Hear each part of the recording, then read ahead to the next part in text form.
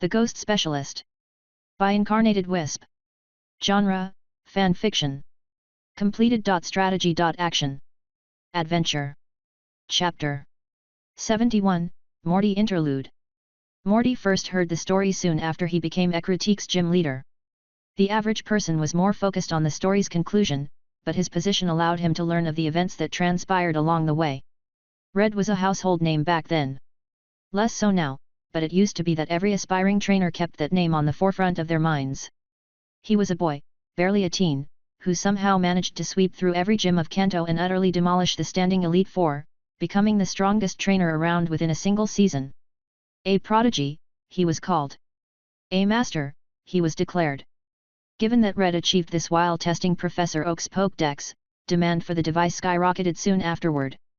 Lorelei was never the same after a single Pikachu swept her team.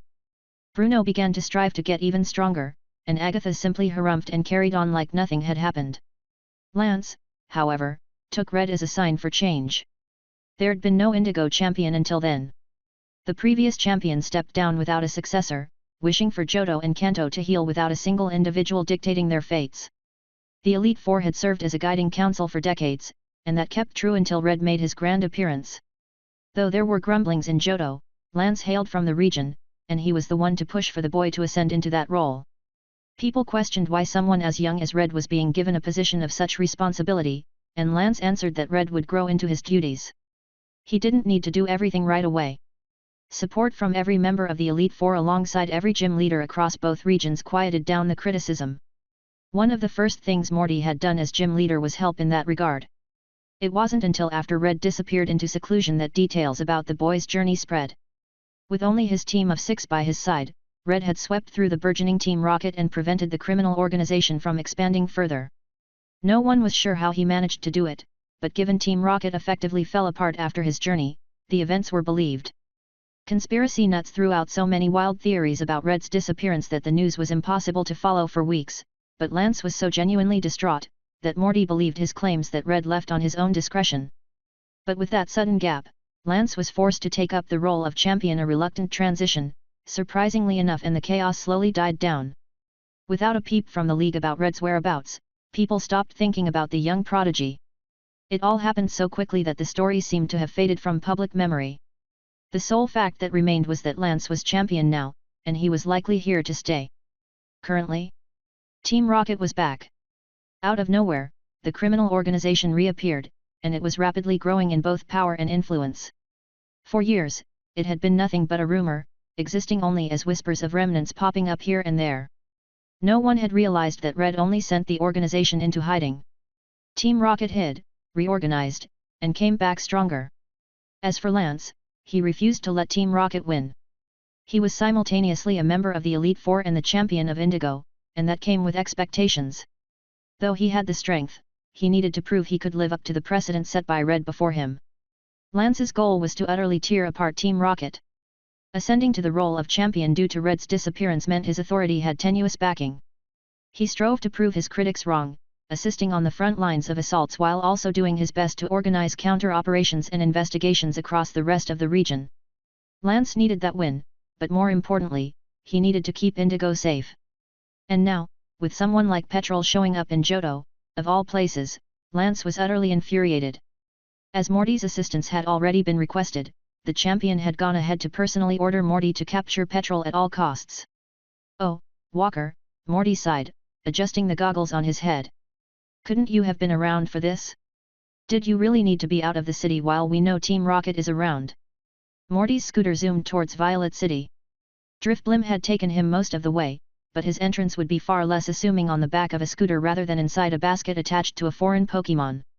In his current outfit, no one would recognize him. He wore a leather jacket, a proper helmet, goggles, and a thick scarf that covered his lower face. His usual, far more recognizable scarf had been left at home. Morty was heading to Violet City a full day after being contacted, unfortunately needing the delay to ensure nothing would be disturbed by his sudden departure. Thankfully, it wasn't too uncommon for a gym leader to become inspired and schedule a surprise trip for training purposes, especially since Morty had been training his team far more often this season. No one blinked an eye when he said he planned to leave for a few days, and heading out like this was a good excuse to give his gym trainers practice running the gym on their own. But Morty wasn't here to train. He was here on a job, one critical to the fate of Johto. The responsibility was weighing on his shoulders, the champion was breathing down his neck, and he was dealing with the stress that came from leading a major operation away from his hometown for the first time in, well, ever. In the past, Morty had only ever left Ecruteak for a quick trip or to help deal with an aggressive, wild ghost. Ecruteak City was easy. While large, its people were tied closely to the goings-ons of the city. Outside of Azalea Town, it had the lowest amount of crime per capita, helped by the large ghost-type presence, if he had to be honest. While Morty couldn't begrudge being brought onto this task, he couldn't lie and say he didn't want to be home training with his team right now. Zooming into the city, Morty soon found himself stuck behind a large truck. The heavy vehicle slowed him to a crawl with how it trudged down the road. Thankfully, this was an opportunity, and with his mouth hidden by his scarf, he began to whisper short commands. "Start heading out," he said quietly, his voice drowned out by the engine of the truck for anyone not nearby. "Each of you start claiming city blocks, and double up if you run out of available room. Listen to Jengar, and say bye. Those three are in charge for now." On the road, a car passed him, going the other way. As it did, shadows peeled off from under Morty's scooter to slip under the other moving vehicle. Carrying capacity for ghost types was complicated, to say the least. Morty intended to bring only the 5 remaining members of his core team with him, but it wasn't like he could stop anyone else from tagging along if they so wanted. Riding his scooter, Morty took a circuitous route through Violet City, not heading straight to the gym, but going from street to street and moving out from behind that annoying truck. He covered as much land as possible as more and more ghost types split off to follow through with their job. Eventually, Morty was left with only 2 Pokémon Drifblim, resting in his Pokeball after traveling such a long way, and Mismagius, who preferred to keep near Morty just in case. While the rest of his team searched the city and directed the weaker ghost types that had come along, those 2 would serve as his support as well as his main battlers if he ever found himself caught in a fight. "Thank you," he said quietly, turning left on the road into a garage. A low purr came out alongside the humming of his scooter's engine. Mismagius had been one of the first Pokémon to join him, and Morty appreciated her willingness to stay. His team was currently at 9 stars, up from their peak 8 stars at the end of the previous season.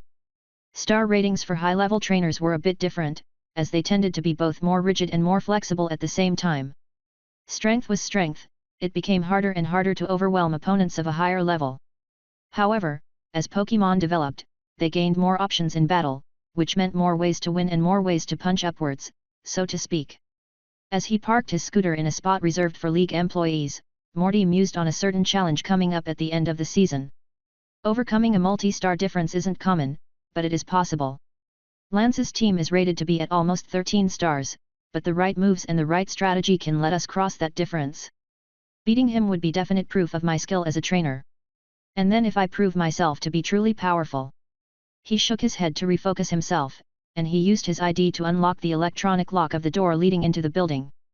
Morty wasn't in the gym just yet, but he was in a complex located on the same block, which was entirely owned by the League. This place offered cheap yet quality housing for Pokémon League employees and their families. After all, there were more than just trainers who worked for the region-wide organization. He walked through the complex's lower hallway, and he walked through a small, park-like courtyard behind it. A few flying types nested in trees watched him pass, and a pair of sliding glass doors allowed him to enter the gym itself through a less public entrance. A trainer in this private, back lobby immediately stood up when Morty entered. Morty probably had several years on the boy, who wiped blue hair out of his eyes and approached him, bowing deeply in respect once he neared. "Morty. Welcome," the trainer said, bringing himself back up with a smile. "My name is Faulkner. Walker is my father. He's put me in charge of the gym while he's gone." "Pleasure to meet you," Morty said, politely tilting his head back. "So Walker really hasn't returned? I thought he'd try to be here for something as important as this." Faulkner wasn't able to hide his wince, and he tried to avoid Morty's eyes. "He's out," Faulkner said, tense. "Walker's on the trail of a rare flying type, and he assured me that we'd be able to handle this, especially since you'll be involved." He seemed to think he wouldn't be needed. Morty frowned, but he held back any improper comments. He held the correct opinion that gym leaders should be the trainers that led the protection of their cities. Walker might have been strong, but strength shouldn't have been the only factor. Gym leaders needed to be responsible. If anything, Morty believed that trait was preferred. Walker's gotten worse. He's always left on trips before, but being out during a critical period like this is really something else. He's rather flighty, isn't he? Morty quipped, attempting a light-hearted joke. Faulkner didn't laugh. He merely turned and motioned for Morty to follow. This way, he said flatly. Morty grimaced. Maybe now's not the time. This back entrance was a lobby and reception of its own. It wasn't here to let trainers register for the gym, but the sheer size of the gym building itself meant it doubled as an office for the league's non-battling staff. Silvertown and Indigo Plateau weren't the only places the Pokémon League handled its business. It had offices throughout Johto, as it was responsible for every trainer and Pokémon in the region at once. Though, Morty didn't see any other people around. Even the receptionist's desk was empty, but there were a few wooden stands upon which Hoot Hoot perched and watched Faulkner and Morty pass. They're observant, Faulkner said, pausing to choose the right word. They're trained to inspect and remember anyone who enters the building. The Hoot Hoot are a security measure. Morty purposefully stayed quiet, recognizing the seriousness of their current situation. An elevator brought them up to the appropriate floor. This back part of the building had its floors in the shape of large U.S., with the battling portion of the gym existing in a tall, open sky shaft placed towards the building's front. To Morty's understanding, there was a battlefield platform that could be raised up and down within it, but most of the local flying-type trainers preferred the open air when training with their teams. A ding signaled the opening of the elevator doors, and they walked through an empty office space. Morty took a moment to reflect on how much more modern this place was compared to Ecruteak's gym. In here, Faulkner said. The boy knocked on a closed door and waited. A trainer in a red vest and ace trainer opened it up to let them inside. A long table with a glass top stretched out before them. 5 other ace trainers alongside the city's head nurse, Nurse Joy herself, stood around its sides. Hello, Morty said, receiving a smattering of tense greetings in return. Faulkner led him to the end of the table before very purposefully standing at Morty's side. Everyone else had papers before them, and an extra packet was passed along to Morty. As Morty started to skim through, Faulkner cleared his throat, speaking up while Morty familiarized himself with what the League currently knew. Team Rocket is in the city, Faulkner announced, cutting to the chase. We've been informed that a man strong enough to be one of the organization's lieutenants is present, and he's already attacked a pair of kids. Champion Lance has ordered us to capture him and prevent Team Rocket's expansion into Johto. Morty is here to assist. He'll be serving as the lead for this operation. There was a small keyboard built into the table, and Morty stepped aside to let Faulkner type. To Morty's surprise, the glass top of the table lit up. It wasn't just a screen, the light passed right through to align itself into images that floated in the air. And we're still using projectors in Ecruteak. Morty kept his expression serious as he finished scheming through.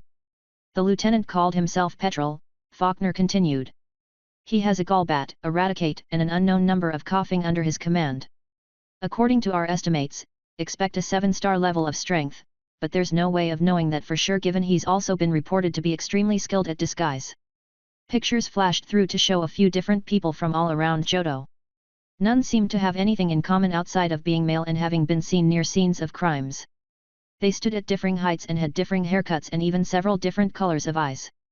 Knowing about Petrol had let the League's analysts put the clues together, but Morty had trouble believing that these were all photos of the same guy. My Pokémon can tell if someone is disguised, but they aren't able to find out until they try a more direct approach. This is going to be difficult.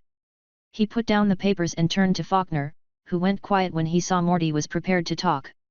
Before I begin, I need to know, how much leeway is Lance giving us for this task? Morty asked. Faulkner frowned, pressing his lips together into a thin line. He didn't state any limitations, the younger trainer said slowly. He said he'd take responsibility for any trouble we make. He's refusing to let Team Rocket get a start in Johto. As far as I could tell, he cited Goldenrod as a mistake not to be repeated. Still sour about that, huh? Morty mumbled. The Goldenrod Game Corner hadn't been Team Rocket owned, but it had been Team Rocket affiliated. While the League knew poachers had been involved, they hadn't known who those poachers were involved with until now. Petrol's attack allowed an unfortunate number of puzzle pieces to fit together far too well.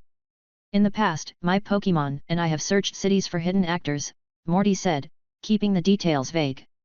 Since we have the experience, I'm asking you all to rely on our skills. I've already begun setting up a web to lock down parts of the city, and my Pokémon will be sweeping through obvious areas sector by sector. What steps has Violet Gym put in place so far? One ace trainer locked eyes with Morty, and Morty tilted his head slightly to permit them to speak. We have Noctowl on rotation guarding our streets. We've increased the number active and randomized their schedule to prevent prediction. They're supported by a few other species on less regular patrols. Pidgeotto, Fearow, but Noctowl's foresight specifically should allow them to pierce through any disguises. And how many Noctowl do you have trained? Morty asked. 13, came the answer. That's not enough. No wonder they need support.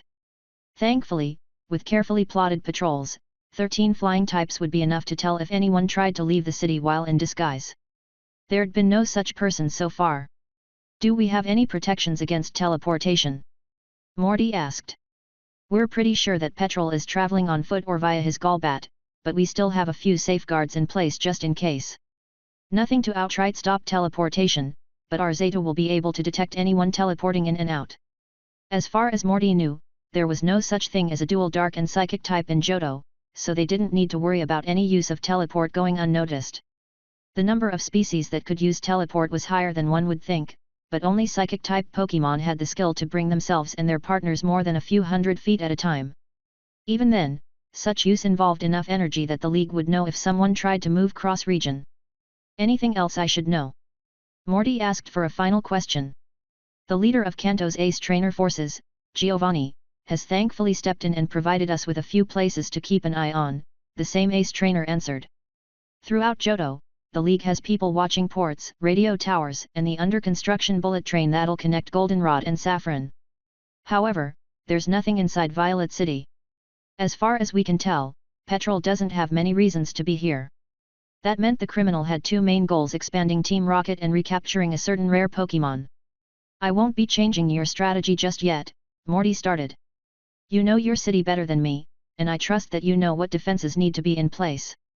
What we need to worry about is our lack of information. We simply don't know enough about Petrol to make any other moves. My Pokémon should be able to finish discovering any key hiding places or gaps in your patrols by the end of today. We'll wait until tonight to adjust our strategies. He got a round of confirmations in response. It was nice to see that even if Walker was gone, the trainers stationed in the city all seemed to be capable. Morty shared a bit more about how his ghost types would act.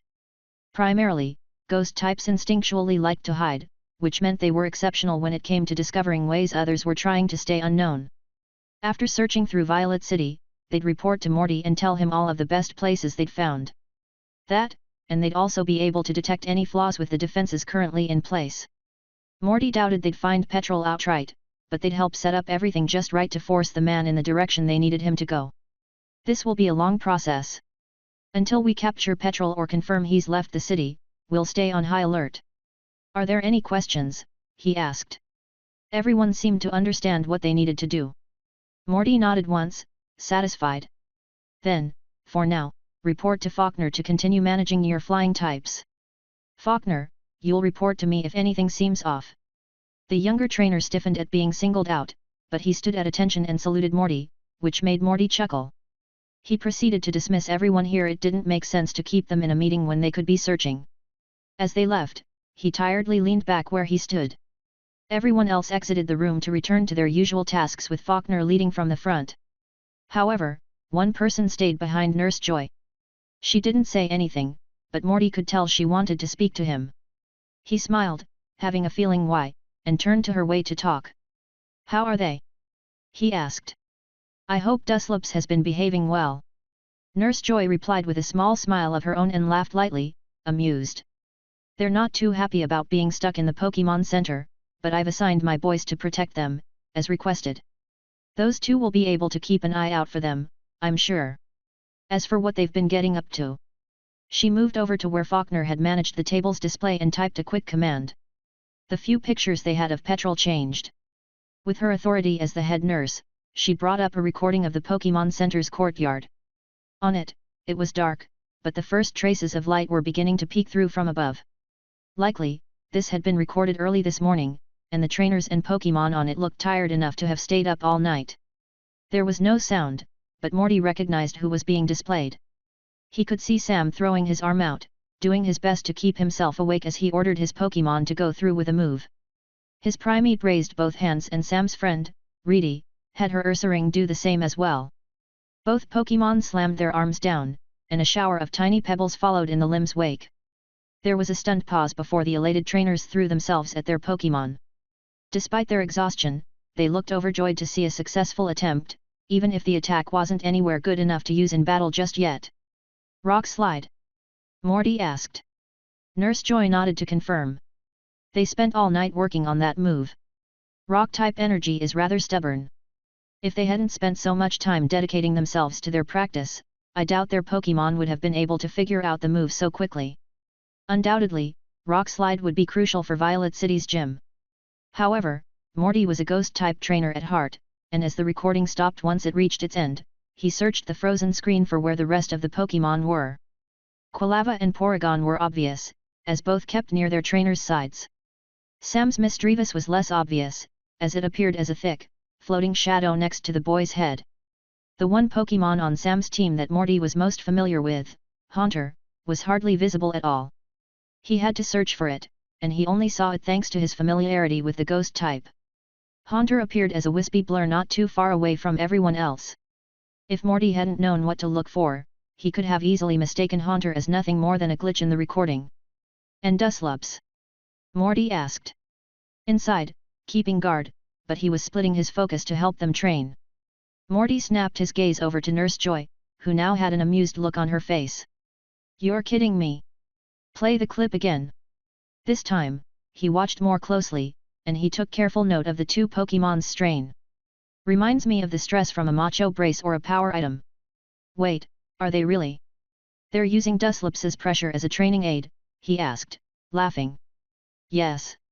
They're having him maintain his ability while their Pokémon practice their moves. Morty never had his personal team go through that kind of training in their practice, but a high-level Pokémon using pressure was a great way to familiarize weaker Pokémon with fighting at a disadvantage. I can see the benefits of it. This is something they'll only be able to do at their current level. High-level Pokémon can resist pressure too easily, it's only an ability. But if they want to make their Pokémon's attacks stronger, that's a great way to do it. He had heard of other trainers doing something similar with gravity in the past, but that tended to have varied effects depending on the species. For this form of training, he imagined it'd work better with ghost and psychic type moves over other moves, but he wasn't surprised it had helped with the stubborn rock type. He smiled as the scene paused once again, the recording coming to an end to show the group's celebration. He had received a phone call about Sam recently. A reporter had tried to ask questions about his apprentice. Of course, he'd quickly corrected that notion as he and Sam didn't have such a relationship, but it was still a funny thought. Something about how the reporter believed that spoke a lot about Sam's current level of strength. But, as he turned to Nurse Joy to comment, Morty froze. Even as a gym leader, he had no resistance to a nurse's withering glare. I haven't missed how you assigned my Pokémon to protect them, she said tersely. While I can relent that my boys will benefit from being able to explore the region, you know they won't be enough to protect that group. They're a safeguard, Morty said quickly. They're just there to detect ambushes so they can. He winced as Nurse Joy glared even harder. Okay. I'm sorry. Yes, I could have assigned one of the gym's Pokémon, but... It's about petrol, Nurse Joy finished for him. Morty reluctantly nodded his head. I imagine they figured me out already, hey. When she confirmed that, he sighed. Yeah. I figured. I didn't have a choice. You know how determined Lance is to stop Team Rocket. Assigning a stronger Pokémon would have risked Petrol deciding that sticking around wasn't worth it and running away. A different Pokémon could protect them, but you've seen how well they fight. It's not those two that we're worried about. Petrol's potential to expand Team Rocket is a threat to the entire region. I don't like it, Nurse Joy said, frowning. You're risking such young trainers. But they aren't inexperienced trainers, Morty pointed out. They're decidedly above average and are ahead of others at their level. Sam won that recent tournament, and he's even managed to help a true ghost enter its final rest, an achievement few ever have, or are even capable of achieving. As for Reedy, well, I can't say I'm too familiar with her, but given a certain assumption. He chuckled to himself. When facing Petrol, I doubt she was able to have her Pokémon use Hyper Beam inside Sprout Tower. Nurse Joy responded with a reluctant huff. I trust them, Morty continued. They're stronger than you think. Petrol has a 7-star team, but those two work well together. I have no doubts Sam and Reedy will be able to find a way to make up the difference. And the gap between 5 and 7 stars is a lot smaller than 9 and 13, too. Though Morty was confident, Nurse Joy still ended up shaking her head. She was a woman who dedicated her life to helping Pokémon. No matter how much Morty tried to reassure her, she'd always be worried about something like this. Can you at least tell me what you plan to have them do? She asked. They have 3 days.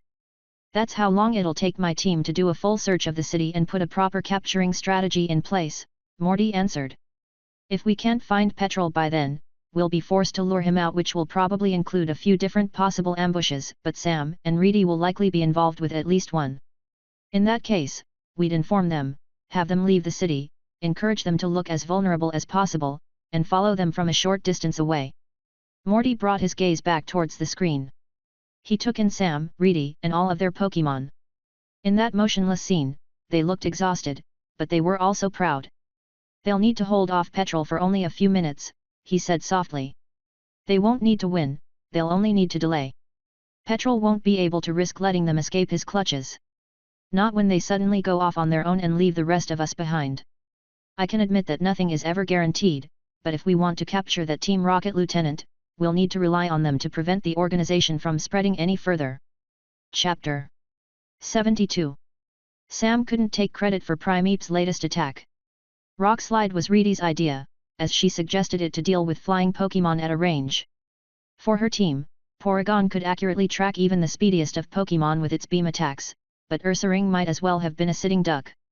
Hyper Beam was one thing, but he didn't have Porygon's accuracy, nor did he have a way to bypass the need for a recharge. Rock Slide, however, was a quick-to-use rain of stones that was painful to experience, and that rain was heavy enough to make its targets flinch. It took a single night for both Primeape and Ursaring to learn Rock Slide, but it wasn't due to Sam's assistance or even Reedy's. The real reason those two Pokémon were able to figure it out was each other. Primeape and Ursaring still had their rivalry, and it had been growing for some time. However, ever since the ruins of Alph, their rivalry had evolved into something less hostile but still extremely competitive. When trying to learn Rock Slide, if Primeape ever figured something out, Ursaring would try even harder to surpass the fighting type next to him. Then, when Primeape noticed Ursaring succeeding where he wasn't, he was forced to adapt his strategy to not fall behind. All of this was aided by the pressure of Morty's Dusclops, which provided benefits that couldn't be understated. A gym leader's Pokémon was a veteran of hundreds, if not thousands of battles. Dusclops manipulated its pressure with scalpel-like accuracy, forcing its target to constantly work through the resistance if they didn't want to be rendered helpless. Undeniably, that extra effort was what let Primeape and Ursaring learn Rock Slide so quickly, but their natural stubbornness probably helped with figuring out base rock-type energy, too. As for everyone else, Dusclops's pressure led to other developments. Inspired by her experience with Will-O-Wisp and Incinerate, Quilava could press the motes of her ember together to form a beginner's flamethrower. Not dissimilarly, Haunter could gather up loose shadows and compress them into the start of a shadow ball. Misdreavus, the Pokémon who needed to learn the most, only figured out one thing, but it was a doozy. Nasty plot. She didn't practice her attacks. She didn't practice fighting against pressure's weight. She instead forced herself to use dark-type energy to fuel her thoughts, coming up with cruel plans that guided her special moves with improved effectiveness. Apparently, she had been inspired by watching Sam. There were a few other new moves, as the few days' training provided a steady progression of growth spread throughout the team. However, the attacks were only technically battle-ready, as while they could deal damage, they'd only just been learned and still came out slow. But Sam wasn't worried. With their current pace, they weren't in a rush. It wasn't like they could go anywhere with Reedy's ankle still healing. With modern medicine, it'd still be a few days until she could walk without needing to wear a boot. So, since they were stuck in the Pokémon Center anyway, Sam finally got around to something he'd been promising Reedy for a long time. The thing about ghost-type moves is that unless they involve an esoteric effect, they're probably going to involve the manipulation of shadows, Sam said to the seated Reedy, speaking as he marched back and forth. Ghost types can directly interact with shadows despite shadows being an absence of light rather than a material object. That influence lets them dive into darkness or gather it up into an attack. In Ursaring's case, that would mean gathering shadows around his claws, and in Porygon's case, it means taking them and compressing them into a sphere. Sam briefly stopped marching to see if Reedy was listening. She was, and she had an open journal in her lap, but she wasn't actively taking notes. So that's how the moves work, but then how do we do that? She asked. Easy. It's the same way electric types manipulate electricity, or how water types manipulate water. You have your Pokémon use ghost type energy, Sam said. If you can get your Pokémon to figure that out, you'll be able to get them to interact with shadows.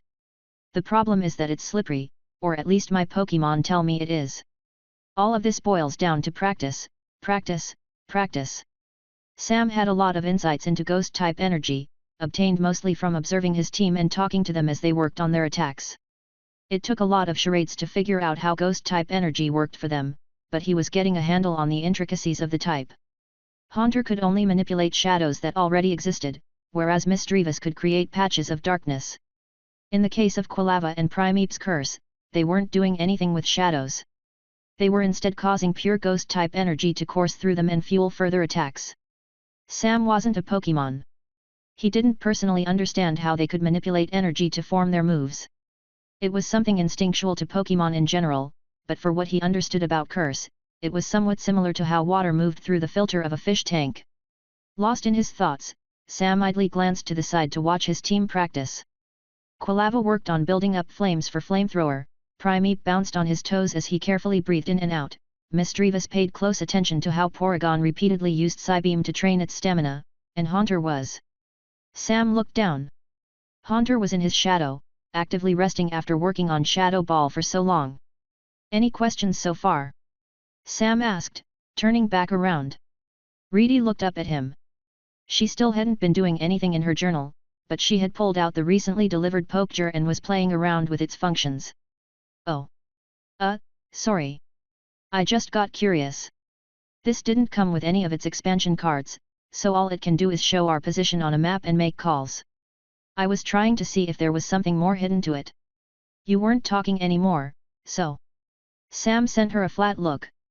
He might have drifted off, but part of his reasoning was to give Reedy a chance to think about what he said. He'd wanted her to take notes, but she wasn't. Recognizing his bemusement, Reedy started to hurriedly write as much as she could down. He waited a few seconds before walking over and flopping down on the bench, next to her. It'd been a few days since his team's fight against Dusclops, and Sam was still trying his best to catch up. His Pokémon had been training, he'd been developing his strategies, and Reedy had gone out of her way to ask him to teach her more about, well, as much as possible. She couldn't create new plans if she lacked information. I know it's been a while since you asked me to help you with a ghost-type move, but I don't think I could have helped you until now, Sam mused, leaning back to stare up at the pocket of open sky between the buildings that surrounded them.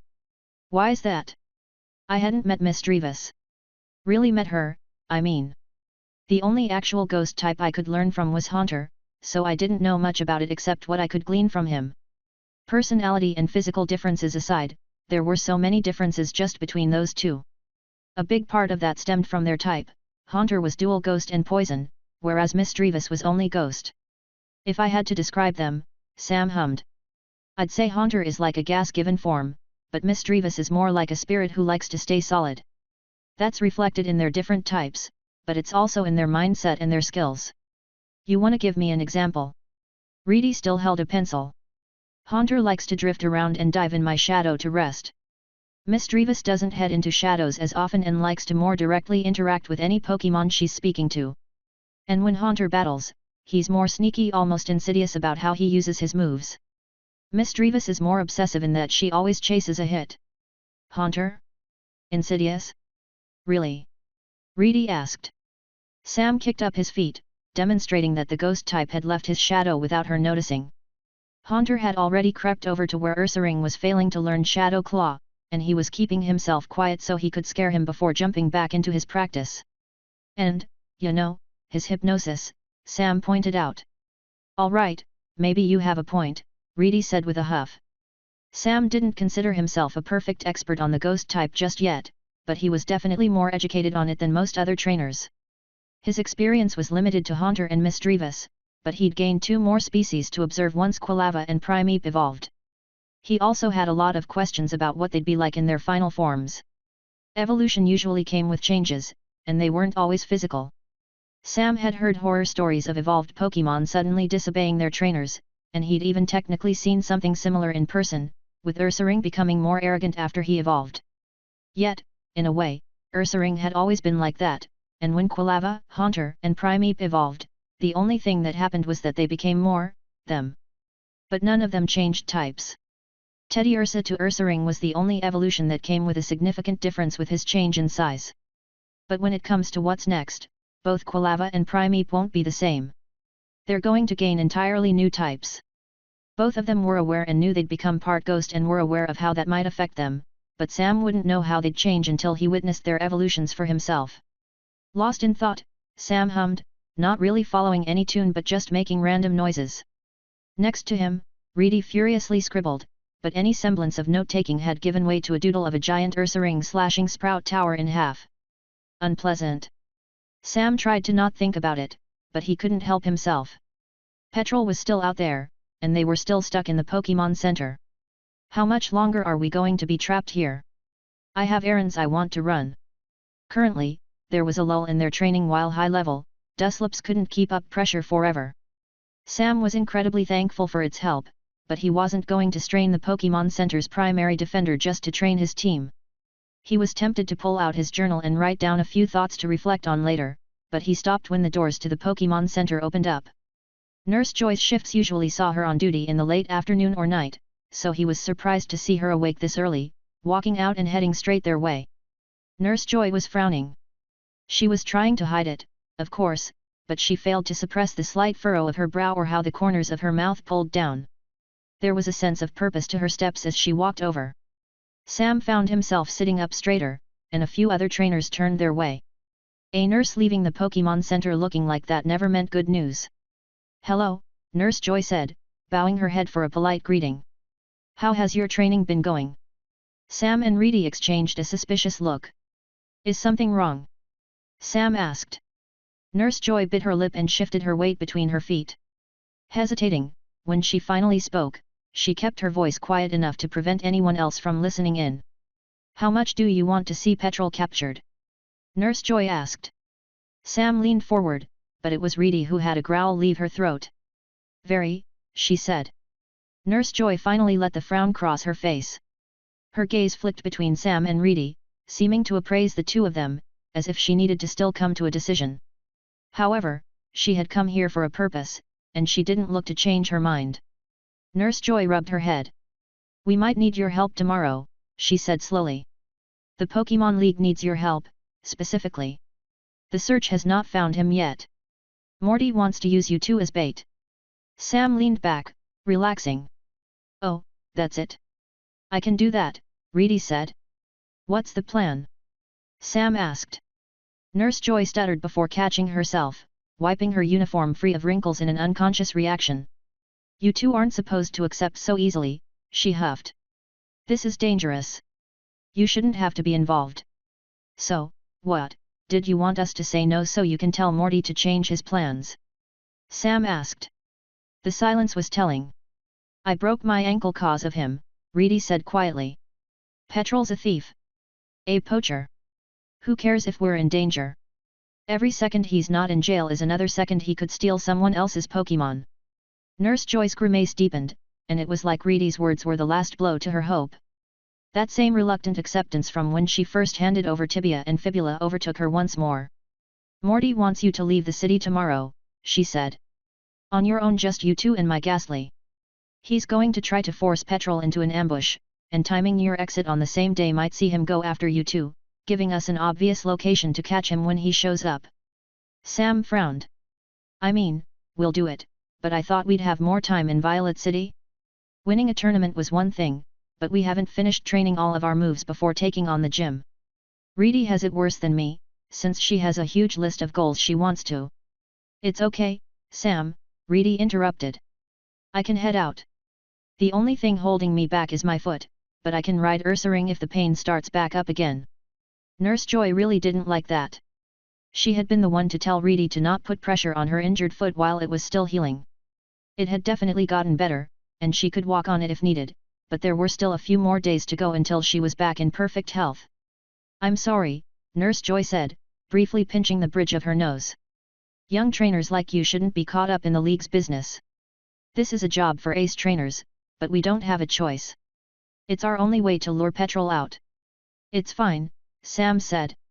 "I'm not worried about Petrol. I have plans for him. It's more like..." He hesitated before turning Reedy's way. "I'm not challenging the gym," she answered before he could ask. "I will, but I don't plan to just yet." Sam wanted to ask why, but Reedy sat up straighter, eyes locking onto Nurse Joy's own. Her posture spoke not of defeat but of sharp confidence. "What's our compensation?" Reedy suddenly asked. Sam blinked at Reedy. Nurse Joy took a moment to recover from the surprise question. "Excuse me. We're being rushed out of a city when we thought we could stay. We're being used to capture a dangerous criminal even though we have no training for that. We're going to be participating, but if the league wants our help, we need something to make up for our sudden change in plans." Nurse Joy looked as though she had just eaten something sour, but she kept quiet instead. Sam rapidly looked between the nurse and Reedy. Reedy looked like a predator who had just caught its prey. "I want a trademark," Reedy stated.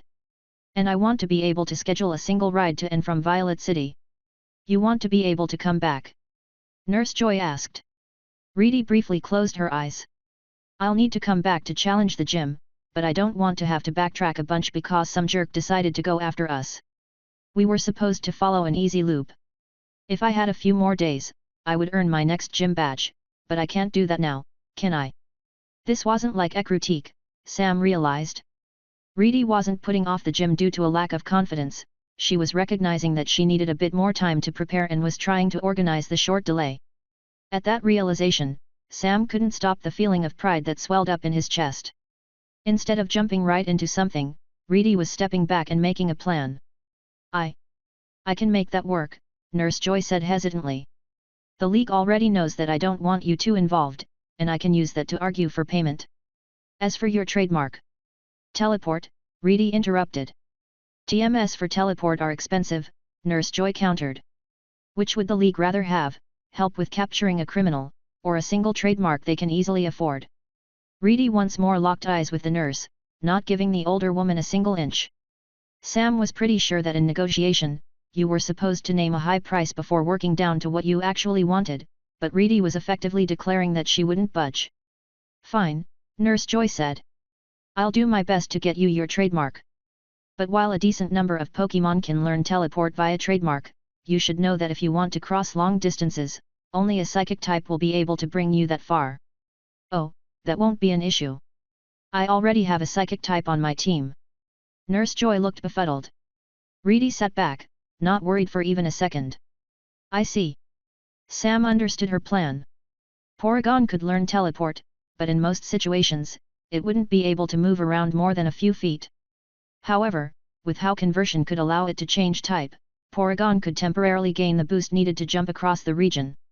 Teleport needed its user to picture the place its user wanted to return to.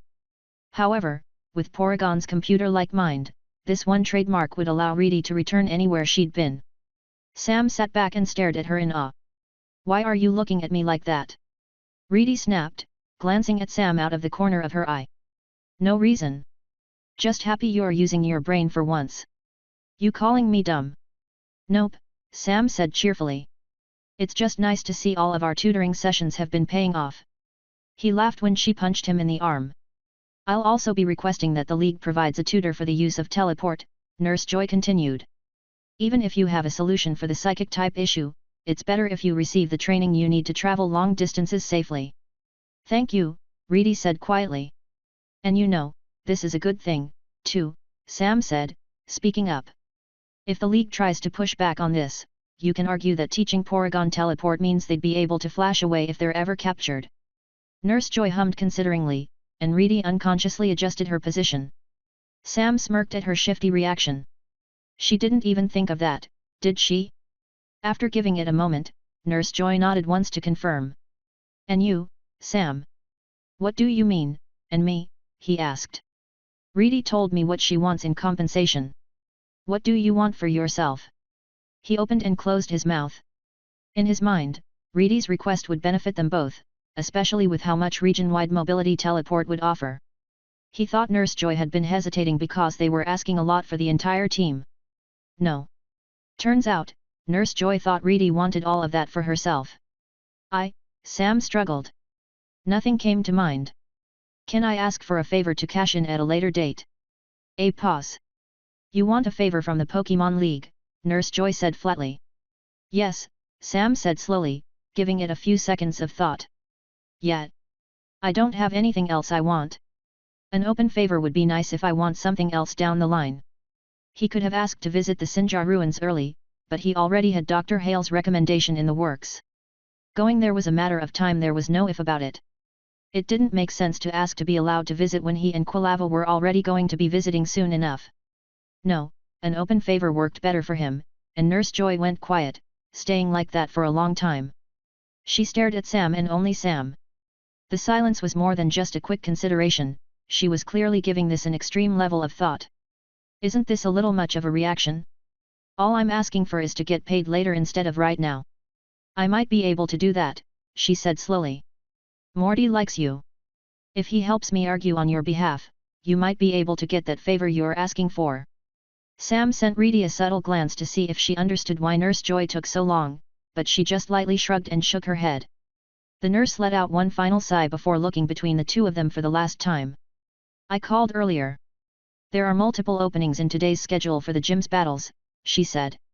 You should have no problems walking in. Just in case, I'll tell them you're coming, but if you want to earn your gym badge before leaving town, I highly recommend going sooner rather than later. Sam bowed his head. Thank you, he said. Thank you. Reedy added. Nurse Joy silently turned around.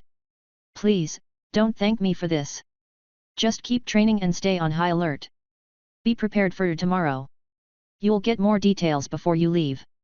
She walked back to the Pokémon Center, disappearing through its back doors. As Reedy had said she planned to delay her challenge, Sam shifted his focus towards his team.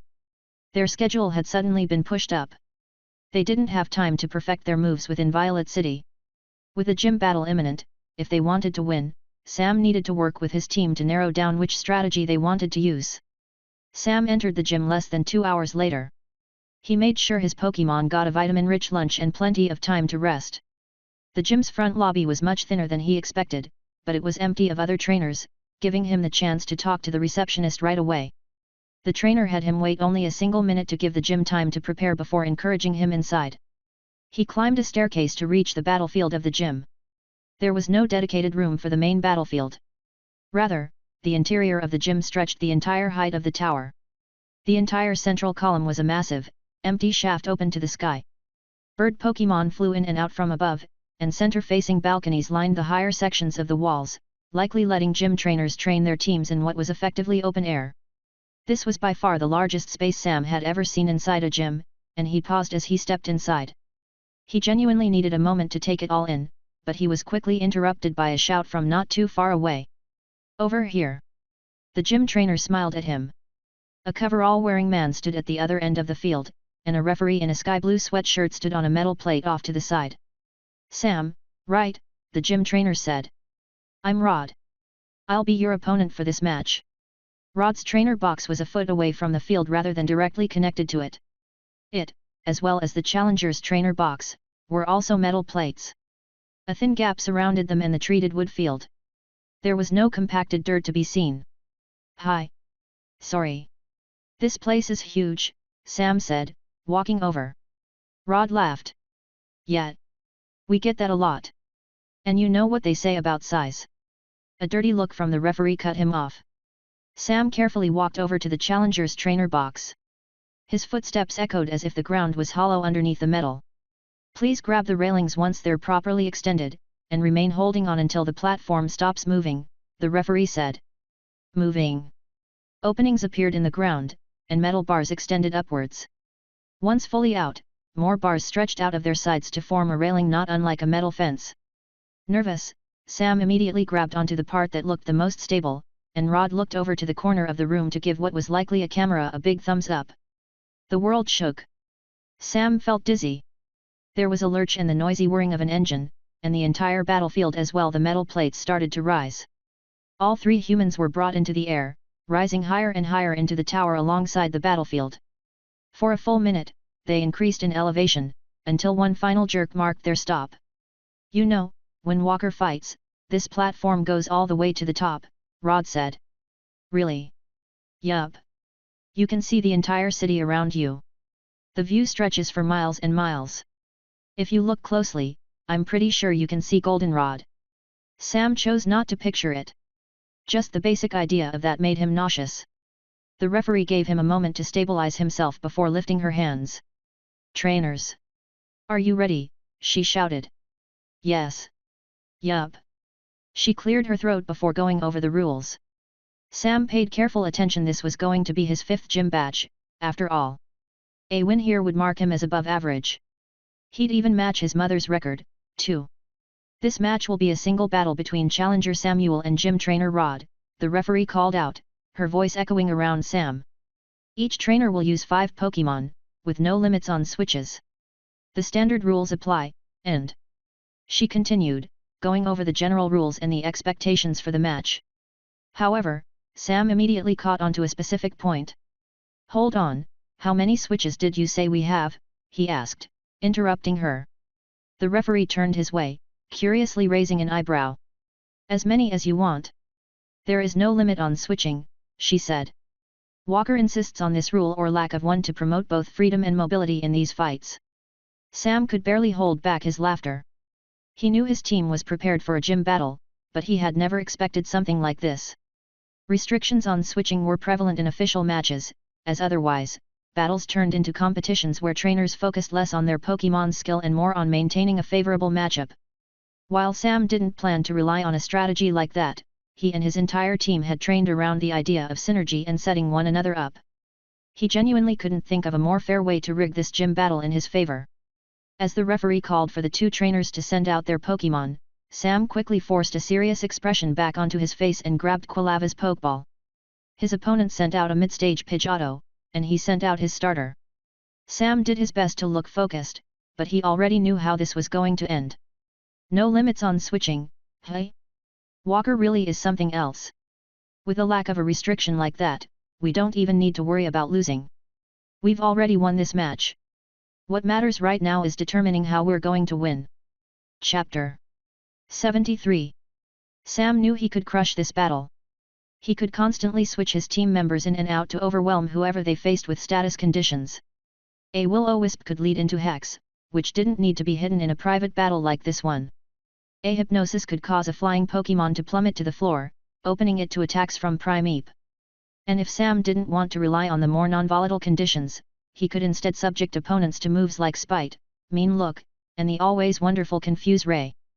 But for this battle, Sam had the chance to do whatever he wanted, and he wanted to use that freedom to test something. Instead of playing it Pokémon by Pokémon, he had a goal. He would play exactly how he needed to set up for a strong, singular finish. Quilava was already out of her Pokeball, as she was Sam's preferred lead by far. Sam was most familiar with her fighting style out of all the others on his team, but most importantly, she was reliable. She had incredible mobility and knew exactly how much to push herself. With her moveset, she excelled at setting up opponents for whoever Sam sent out next, and once returned, she could come back out to easily finish off anyone else later, helped by the charcoal kept in place by the bandana on her neck. Readying herself on the field, the flames on her head and lower back flared to life. She kept the front of her body close to the ground, positioning herself to dart off in any direction she needed. Across from her was a Pidgeotto. It was only a mid-stage flying type, but the bird's keen eyes would make dodging difficult as its moves would come out with incredible accuracy. Yet, Sam trusted Quilava to avoid her opponent's attacks. He looked at the referee, who checked everyone was prepared to start. Ready, the referee called out. Both Sam and his opponent, Rod, replied with the positive. Then, begin. Quilava was already off. She didn't need Sam to give her any instructions for the immediate start of the battle. The sides of the field lacked the normal psychic barrier, but her incredible agility meant she could follow the edges of the field without falling off. Flame charge increased her speed as she wreathed herself in flame. Rod threw an arm forward, aiming at Quilava, and calmly called for his Pokémon to use an attack. Gust, he said. His smile spoke of appreciation for Quilava's prompt action. In the air, Pidgeotto furiously flapped its wings to conjure a pair of great gusts of wind that it sent spiraling toward Quilava. Each one looked like a miniature tornado. Quick attack last second. Flamethrower, Harris. The two thin tornadoes bore down on Quilava. She kept her pace at the edge of the field until they were right on top of her. Before they could collide with her, she used quick attack to dart right between them. The attacks crashed together, dissipating and giving Quilava the perfect moment to use her latest move. Flamethrower. Embers left her mouth and quickly grew in ferocity and power. What started as glowing motes turned into a streaming inferno that chased after the Pidgeotto in the air. Unfortunately, as she had just learned Flamethrower, Quilava's stream of flames lacked the density of an experienced fire-type's attack. However, the flames in the air were still thick enough to threaten the Pidgeotto's flight. Now, swift. As usual. Her flames petered out, and Pidgeotto turned to unleash another gust. Two more spirals of wind came rushing out, but she ran away. She aimed her Swift to the side rather than her front. Her attack curved around the attack as she ran, and the spinning stars of Swift homed in after the Pidgeotto, the bird unable to run as she had. Wing attack. Beat them back. Unable to fly away, the Pidgeotto was forced to defend itself by batting the stars back. One by one, the stars burst on impact, but Pidgeotto only reduced the damage instead of utterly negating it. Except, more than that, the Swift guided and directed motes of flame that followed in its wake. A will-o-wisp followed up Quilava's attack to leave Pidgeotto with a burn. There we go. Return. Sam quickly shouted, Quilava disappearing right as she dashed between the two gusts once more. You too, Pidgeotto. Return. Sam clicked his tongue. Swift might have been the perfect way to disguise a will-o-wisp, but Rod didn't seem interested in letting his Pokémon suffer from the condition. Ah, I should have expected that trick. I caught a few of your battles in the tournament. You're a fan of that combination, aren't you? Sam just replied with a cheeky smirk. Rod shook his head, amused. Can't forget that even if I can switch freely, then so can my opponent. But that's fine. Every bit of damage we inflict now is damage we won't need to bother with later. Even though Sam had been the one to return his Pokémon first, Rod didn't wait to make his next choice. Fearow. A bird with a brilliant red crest and a narrow beak perfect for stabbing took to the air. Wings as large as a full-grown man beat back the air as it took to the sky. It was enormous, likely large enough that Rod regularly rode on its back. However, even with its sudden appearance, Sam didn't bother changing his strategy. He already knew which of his Pokémon could take it on. Or, he knew which of his Pokémon could use it to set up. Haunter. His ghost type was released from a Pokeball and twisted around in the air. He held up his claws and cackled, a chill covering the field. Ominous wind, Sam said. Fly. Fearow forcibly flapped its wings and rocketed so high over the field that Haunter's chilling breeze never got close. Except, Ominous Wind was a ghost-type move. Fearow was part normal type. Ominous Wind would have never dealt damage, but Sam had been hoping to see it boost Haunter. Maybe next time. Dive for a drill peck. Rod shouted. Shadow Ball. Take it. Your choice of follow-up. Fearow's already long beak began to expand, flying-type energy condensing around it and curving into a cruel spin. Drill Peck was a piercing move. It planned to enhance the attack with the momentum of a sky-high dive. Pulling its wings in, it dropped like a missile toward where Haunter levitated above the field. Rather than dodge, he brought his hands out to the side and gathered shadows to his front. Haunter's Shadow Ball came too slowly to be launched. Fearow took advantage of its immunity to pierce right through. However, Shadow Ball didn't need to be launched, all it needed to do was to distract Fearow. The drill peck impaled Haunter, but he had already shifted around his body so that it pierced a point on his chest that he had made thinner than the rest of him. He then grabbed on and stared into Fearow's eyes. The momentum of the dive meant they were now being pushed across the field, but as the hypnosis took effect, Fearow crashed to the ground. Rod returned his Pokémon and let out a laugh. Never seen a Pokémon let itself get stabbed like that. Haunter wasn't going to be able to dodge. It makes more sense to control the damage he takes, instead. Admittedly, Haunter wasn't doing good. While his amorphous body let him reshape himself to minimize the damage, Drill peck was still a drill, and it had twisted part of his body around himself. Faint gas bled off of him where Purple had been pulled into a swirl. Both trainers returned their Pokémon Sam, because Haunter was injured, and Rod, because his Fearow was asleep. Primeape, Sam said. Pidgeot. Rod saw what Pokémon Sam sent out and grinned. A fighting type, you sure? Might not be the best idea in a flying type gym like ours. Sam shrugged, and Rod laughed. The gym trainer looked like he was having the time of his life. Alright then, let's not end this too quickly. Go for a Razor Wind. His Pidgeot took to the skies as slicing wind blades swirled around its wings. Pidgeot was the evolved form of Pidgeotto, so Sam wasn't too surprised to see it given this was a fight for his 5th gym badge overall. 3rd stage Pokémon were more common this far into Sam's journey, so facing one here was expected. Rod's Pidgeot wasn't as large as his Fearow but was certainly larger than his Pidgeotto. Long red and yellow plumage hung off its head, and sharp eyes made it look meaner than the pre-evolved Pokémon at the start. The move it used, Razor Wind, wasn't a flying type move, but it was still an attack that could be used at range. Pidgeotto whipped up a whirlwind as it gathered the energy around itself. All the while, Primeape stayed utterly still. Now! Rod shouted. Primeape didn't move. He watched the attack come right at him. The storm of blades threatened to slice right through him, but it wasn't until the very last moment that he finally reacted. His gaze snapped into focus, and the coarse hair on his body puffed up to stand on its ends. The muscles on his arms tensed as his skin turned bright red. A punch from Primeape helped him mitigate the damage of the Razor Wind. He didn't have a way to resist special moves, but once he got his blood pumping, it was hard to make him stop. That's bulk up, by the way, Sam said. I'd recommend telling your Pidgeot to run. That's fine. Pidgeot will fly, instead, Rod said with a smirk. Sam kept his focus on Primeape.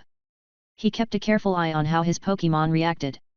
Primeape knew how to increase his physical power thanks to Curse, and his mastery over the fighting type had come a long way. Learning Bulk Up combined those two areas, influenced by the focus granted by his recent practice with anger management and meditation. Now, Primeape could use Bulk Up, but he didn't yet have the skill to stack it too many times. He was still drastically empowered physically, at least. Razor Wind might have hurt him, but he was still ready to go and brought his arms up behind his head. Throw! Sam shouted. Primeape swung his hands downwards, almost going through a tearing motion through the air. The power brought on by Bulk Up let him pour all of his strength into it, and the movement allowed him to condense and throw dozens of sharpened pebbles from within his hands. Rock Slide was a work in progress, but it still let him throw dozens of sharpened stones like bullets toward the flying Pidgeot. A shout from Rod saw it use agility to maneuver through the air and improve its speed, but Primeape brought his hands back to throw more stones again and again and again.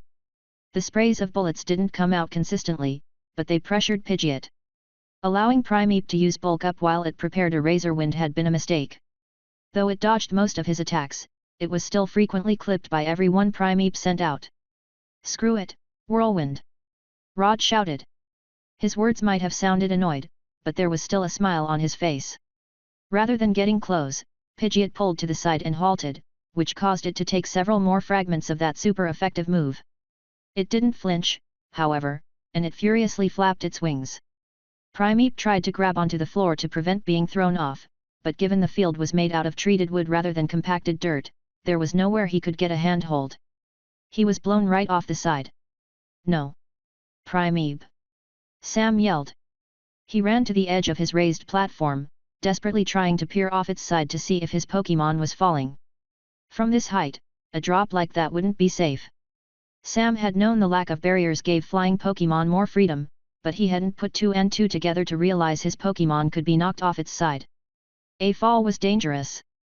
He had thought a gym wouldn't be allowed to risk its challenger's Pokémon like that. Thankfully, no thud marked Primeape hitting the ground. Instead, his expression grew into one of absolute rage. A blue glow floated back up to the field. Specifically, a telekinetic grip dragged Primeape back to the field. Sam couldn't see them from where he stood, but he knew there were balconies off to the sides that faced the inside of the gym's shaft. He wouldn't have been surprised if there was a Zatu or two standing there, ready to catch and save any Pokémon that fell. As Primeape has left the bounds of the field and was unable to recover on his own, he has been disqualified from the fight, the referee announced. Sam sent Rod a stink eye. Primeape dropped onto the ground and shouted what were likely curse words at where Pidgeot lazily glided through the air. I'm permitted to do that a few times each match, Rod said, idly waving a hand. Sorry, but I'm not the one who makes the rules. But you're the one who chooses how to fight, Sam countered. Rod swiped his nose and laughed while Sam returned Primeape. The only bright side of this situation was that Rod returned his Pidgeot now that it had taken so many of Primeape's rock-type attacks. Still, that was a dumb mistake on my part. I should have been prepared. The first full elimination was on Sam's team, but he wasn't worried. Everything was still proceeding according to his strategy. He was just upset at his mistake, but he wouldn't fall for that trick more than once. Quilava, Sam said, returning his starter to the field. Zayto, Rod said, releasing a member of the same species that had saved Primeape. His choice here almost felt like a taunt, but Zayto was still a part of Rod's team. Sam had a decent idea of what a Zayto was capable of, especially due to their key role in the setup of Violet City's official battles. Circle it. Will-O-Wisp to Harris. Set up a light screen. Future Sight to prepare for a knockout. Flame Charge and Quick Attack combined to let Quilava move with increasing bursts of speed. She had to run onto the other side of the field, but Zayto was released inwards enough that she still had a decent amount of room to run. It didn't watch her. The totem-like Pokémon never turned her way, choosing to stare straight up instead. Its eyes were closed, but it faced the sky. Then, it flung its wings out with a flash. When Will-O-Wisp neared, a screen popped up to stop the move from ever reaching its body. Continue. Keep building speed, Sam said. Zayto's eyes were now open. They glowed blue but no move was used. Instead, Future Sight prepared an attack in the imminent future. Will-O-Wisp continued to be blocked as Quilava continued to fail to burn it. Rod seemed to be waiting for the Future Sight to appear, but Sam went ahead and gave a surprise command. Flame Wheel. While Quilava was a special attacker, her fire-type moves were incredibly strong, especially when helped by her charcoal. She used her momentum to pull herself in and roll like an escaped tire right towards Zayto. Will-O-Wisp was closer to a special move than a physical move, so its use built up an expectation for light screen. However, Flame Wheel was a physical attack, so Quilava easily crashed through the barrier and slammed into Zayto. The move bashed it backward, and Quilava used the counterforce of the impact to leap into the air. More Will-O-Wisps were sent forward. If she had more practice, a flamethrower would have been better. This was good enough for now. There. Blue light glowed above her head as she fell back toward the ground. Quilava looked up too late. The psychic-type force of Future Sight smashed down into her. Though Zayto was still physically recovering, it maintained the mental acuity to unleash a psychic that squeezed her alongside the previously prepared attack. It was quick, and Quilava had no way to defend herself. If it wasn't for that Future Sight, she could have maybe used Detect, but Zayto timed everything too well. So, your next Pokémon? Rod said, his curiosity audible. Sam returned his fainted starter and clipped her Pokeball back to his belt. Haunter, Sam named, tossing a Pokeball. Nua. I'm not dumb enough for that. Instead of leaving a burn psychic type out against a ghost type, Rod quickly recalled Zayto and replaced it with something entirely else. Sam would have expected a Noctowl here, as he knew the gym frequently relied on that Pokémon for patrols. Given that Rod was specifically countering a ghost type, Sam would have assumed Noctowl was the correct choice. Instead, he was caught off guard by the species Rod released. Deep brown feathers, a white face and chest, and a curve to its head that came to a point. The avian Pokémon sent out was nothing native to Johto.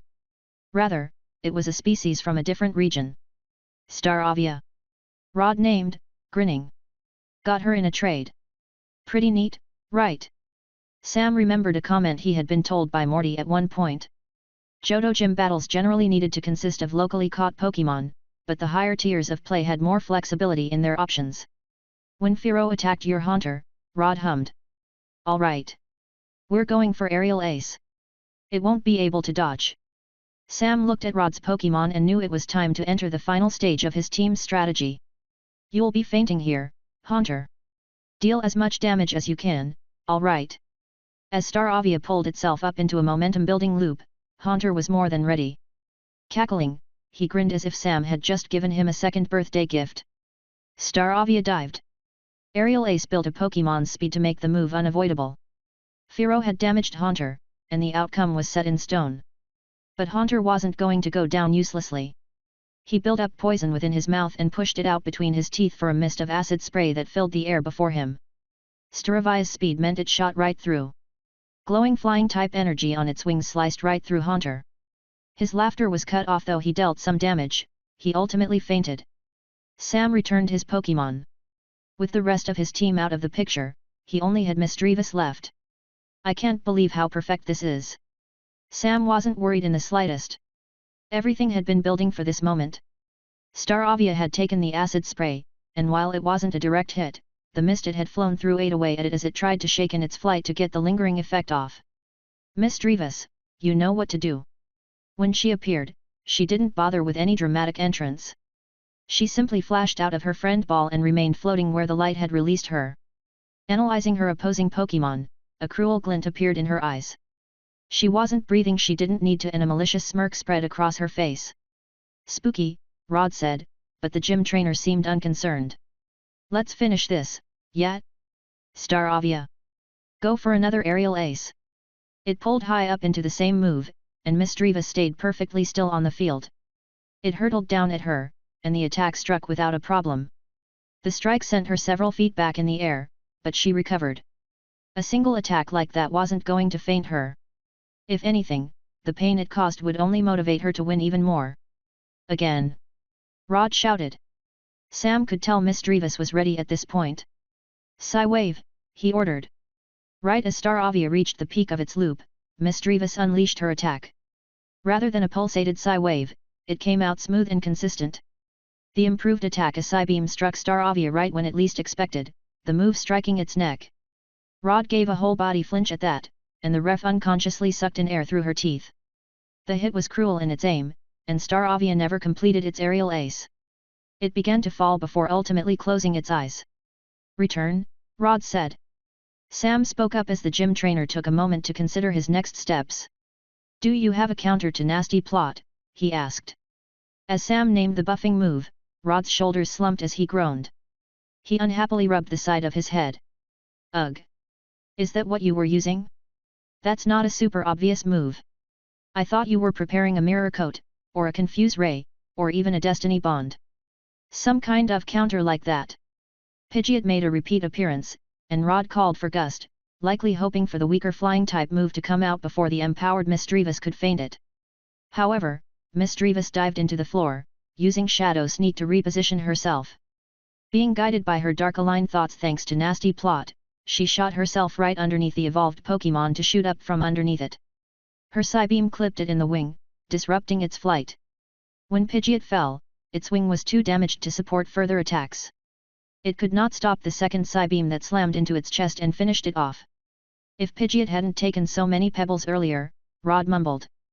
That's kind of the point. I don't think your Pokémon are healthy enough to fight back. Maybe. Or maybe we are. Rod drew back his arm to toss out a new Pokeball. Replacing the fainted Pidgeot was its pre-evolved form, Pidgeotto. As Pidgeotto appeared for the second time in the match, it pulled up high in the sky before adjusting, diving down, and picking up speed. Quick attack! We need speed if we want to win. Rod yelled. The normal type move wouldn't deal damage, but it could give Pidgeotto the speed for a follow-up wing attack to deal damage. Misdreavus wasn't the sturdiest Pokémon in the world, so it was a potentially viable strategy. However, the speed meant little in the face of Nightshade. The sudden pulse of darkness meant Pidgeotto's accuracy was off. Even with its keen eye, it couldn't pierce through Misdreavus's pitch-black darkness. Its speed carried it through Misdreavus's move, and, facing away, it couldn't stop her attack from striking it in the back. Burned and injured from Quilava, Pidgeotto hit the floor. Rod returned his Pokémon and stared at Sam. So, what? I have a burned Psychic-type Zatu and a sleeping Fearow left against your Ghost-type. Pretty much. He threw back his head and laughed. Yeah, alright. I forfeit. It's pretty obvious you've won this match at this point. The referee brought up a hand to signal the final announcement. Gym trainer Rod has forfeited the match. Challenger Samuel wins, she yelled. Sam's grin matched Misdreavus's grin. Having unrestricted access to switching had meant he had the chance to test this strategy, and he felt the battle had been a pretty good proof of concept so far. Great job, Sam said, speaking to his Pokémon. Misdreavus blinked away the malicious gleam to her eyes, dropping the effects of nasty plot, and didn't hesitate to rush over and nuzzle against Sam's chest. She was injured, but only just. She'd taken an aerial ace from Staravia but nothing else. Proudly, Sam rubbed her back. "Wanna stay out for now?" Misdreavus eagerly nodded and floated over to drift near his head. Both Sam and Rod grabbed their platform's railing when the referee warned them that they were about to move.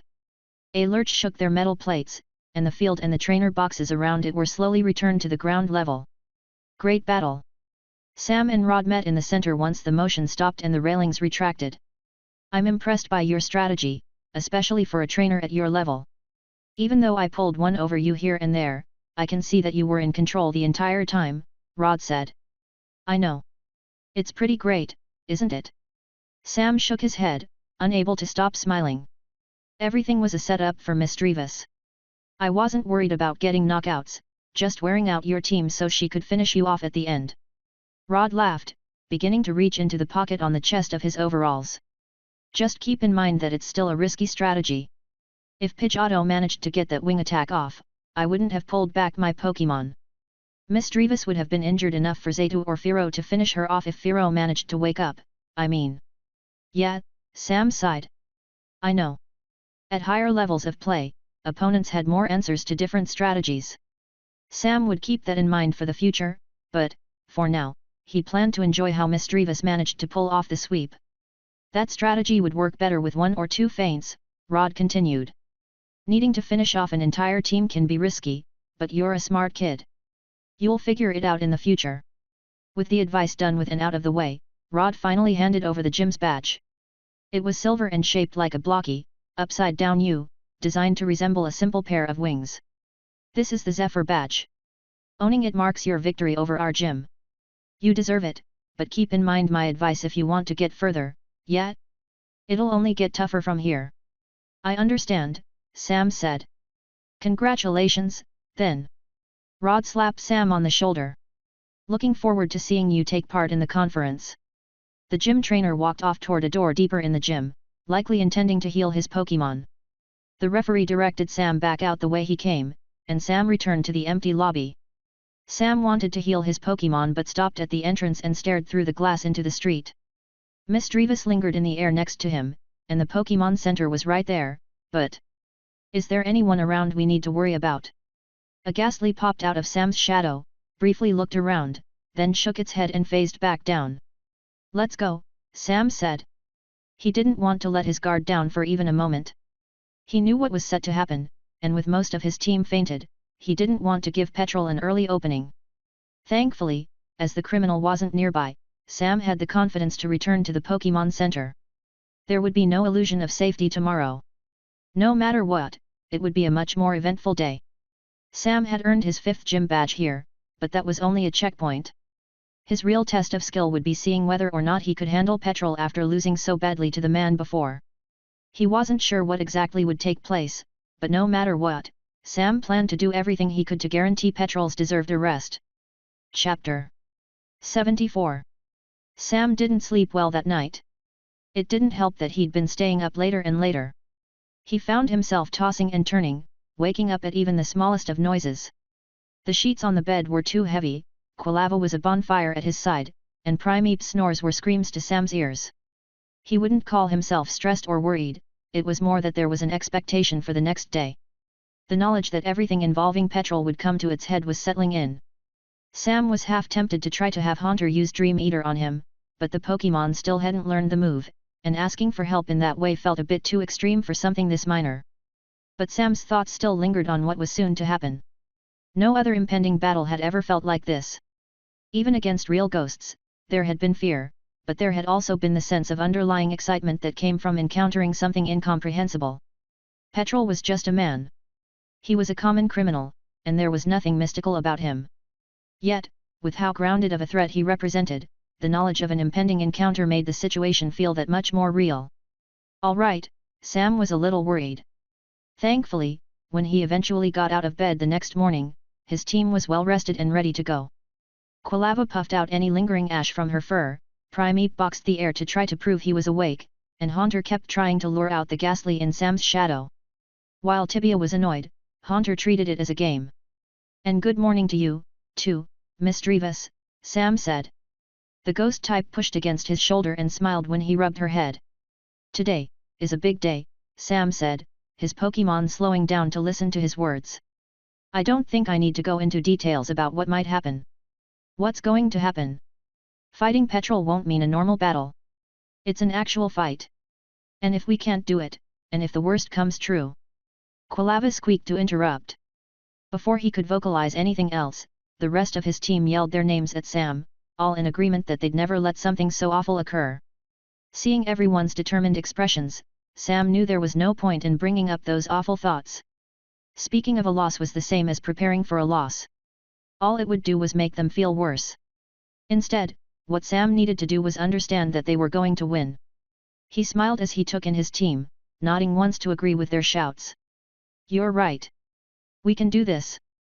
We've been preparing for this exact battle. I'll believe in you all, and we can celebrate after. Haunter and Miss Drevis dived into Sam's shadow as he helped Quilava onto his shoulders. As for Primeape, while the fighting type was trying to act awake, Sam recognized the need to return him to his Pokeball. There, Primeape would be able to get more sleep. Reedy was already in the lobby when Sam finally managed to leave his room. He'd needed to take an extra few minutes to make sure all of his belongings were packed up. Sam found her idly leaning back in one of the few single-person chairs, kicking up her legs out of boredom and to lazily pass the time as she waited for Sam to show.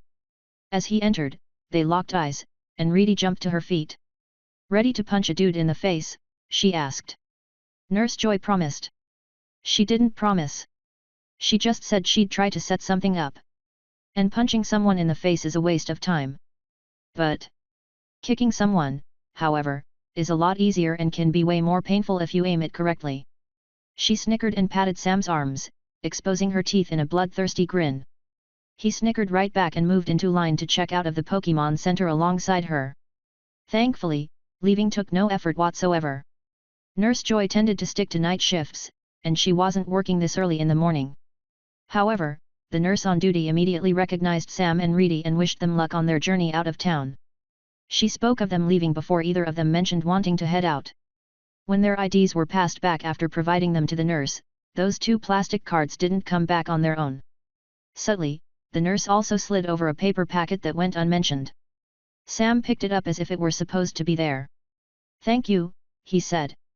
Reedy also thanked her, doing so cheerfully. Sam carried the packet outside, slipping it into his backpack while moving out alongside Reedy. He scratched Quilava's neck as they exited through the front doors. The sidewalks outside were dense with people, and slipping into the crowds, he and Reedy quickly found their way to a certain restaurant. A few days ago, Sam had scheduled a reservation at an all-you-can-eat buffet as a gift for Primeape. It took a call last night to reschedule their reservation, but that reservation was more about warning the restaurant rather than guaranteeing a seat. Primeape would be able to enjoy his gift while letting Sam and Reedy eat a hearty breakfast before leaving town.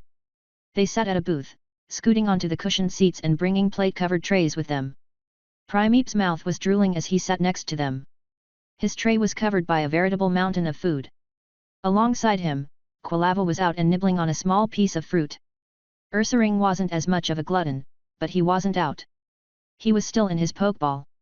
As for Sam and Reedy, Tibia and Fibula stayed in their shadows, ready to warn them if anyone got too close during the important conversation they were about to have. So what's in the packet? Reedy asked, using her teeth to tear off a full third of a piece of toast. Sam glanced up from where he was reading. Reedy looked at him expectantly. Oh, you know, stuff, he idly replied. It's actually really interesting. Wanna read it yourself?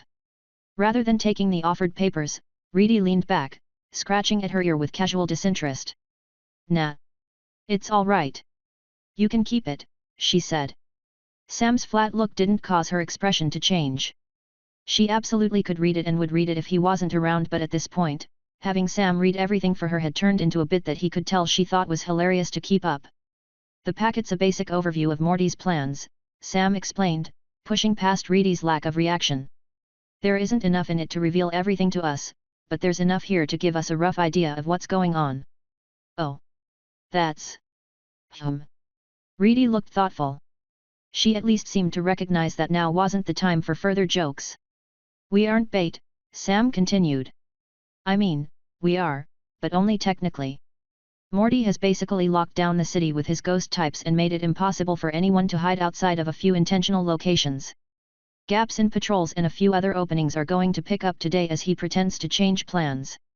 There's nothing explicitly stated for his goals, but from what I can tell, it looks like he's trying to control how Pete tries to leave Violet City. Reedy frowned. But won't Petrol notice that? And try to do something else? If he stays behind, Morty'll catch him. Since there's gonna be so much pressure today, Petrol is going to be forced to leave.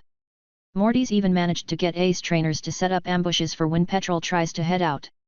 Morty was preparing 5 obvious exits from Violet City, and Sam and Reedy were technically part of one. They weren't bait in that they weren't purposefully being used to draw him out, but they were still tasty targets for Petrol to try to take out before entirely running away. Their presence was a delay for the worst-case scenario. As Sam continued to explain his understanding of Morty's plans, Reedy hummed and played with a fork on the table.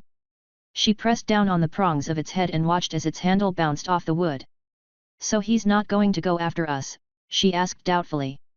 There's only gonna be a 20% chance he actually shows up. But Morty thinks it's a bit higher than that, Sam said. There might be other ways for Pete to leave the city, but if he heads towards us, he'd be able to knock out 2 Pokémon with 1 stone: the recapture of Porygon and escape. Reedy snarled the moment Sam finished talking. A fist pressed down on the middle of the fork, making it go utterly still. He's not recapturing Porygon. Recapturing means he captured Porygon in the first place. As far as I care, he was never Porygon's trainer. All he does is see Pokémon as tools. Petrol's scum. A poacher. Nothing more than that. Sam pulled back in his seat at Reedy's surprising show of vitriol. The movement seemed to shock her out of her rant as she blinked at him and recovered. Sorry. It's not you, We'll get him. We just need to make sure we're working inside Morty's plans. Yet. There were a few more details in the packet, but there was nothing too pertinent to them. The trap for Petrol thankfully made room for their own planned path, where they'd head east along Route 31 with the intent of visiting Mr. Pokemon's home at the entrance of Route 30. Sam wanted to talk to the man, as during the tournament, Mr. Pokemon had dropped hints about a certain few evolutions on Sam's team. Reedy shared a similar objective, as Mr. Pokemon was connected enough that he might be able to help her obtain the right kind of peat block for Ursaring's evolution into Ursaluna. If they couldn't secure his help, they'd need to instead set up an international job when they returned to Olivine's port.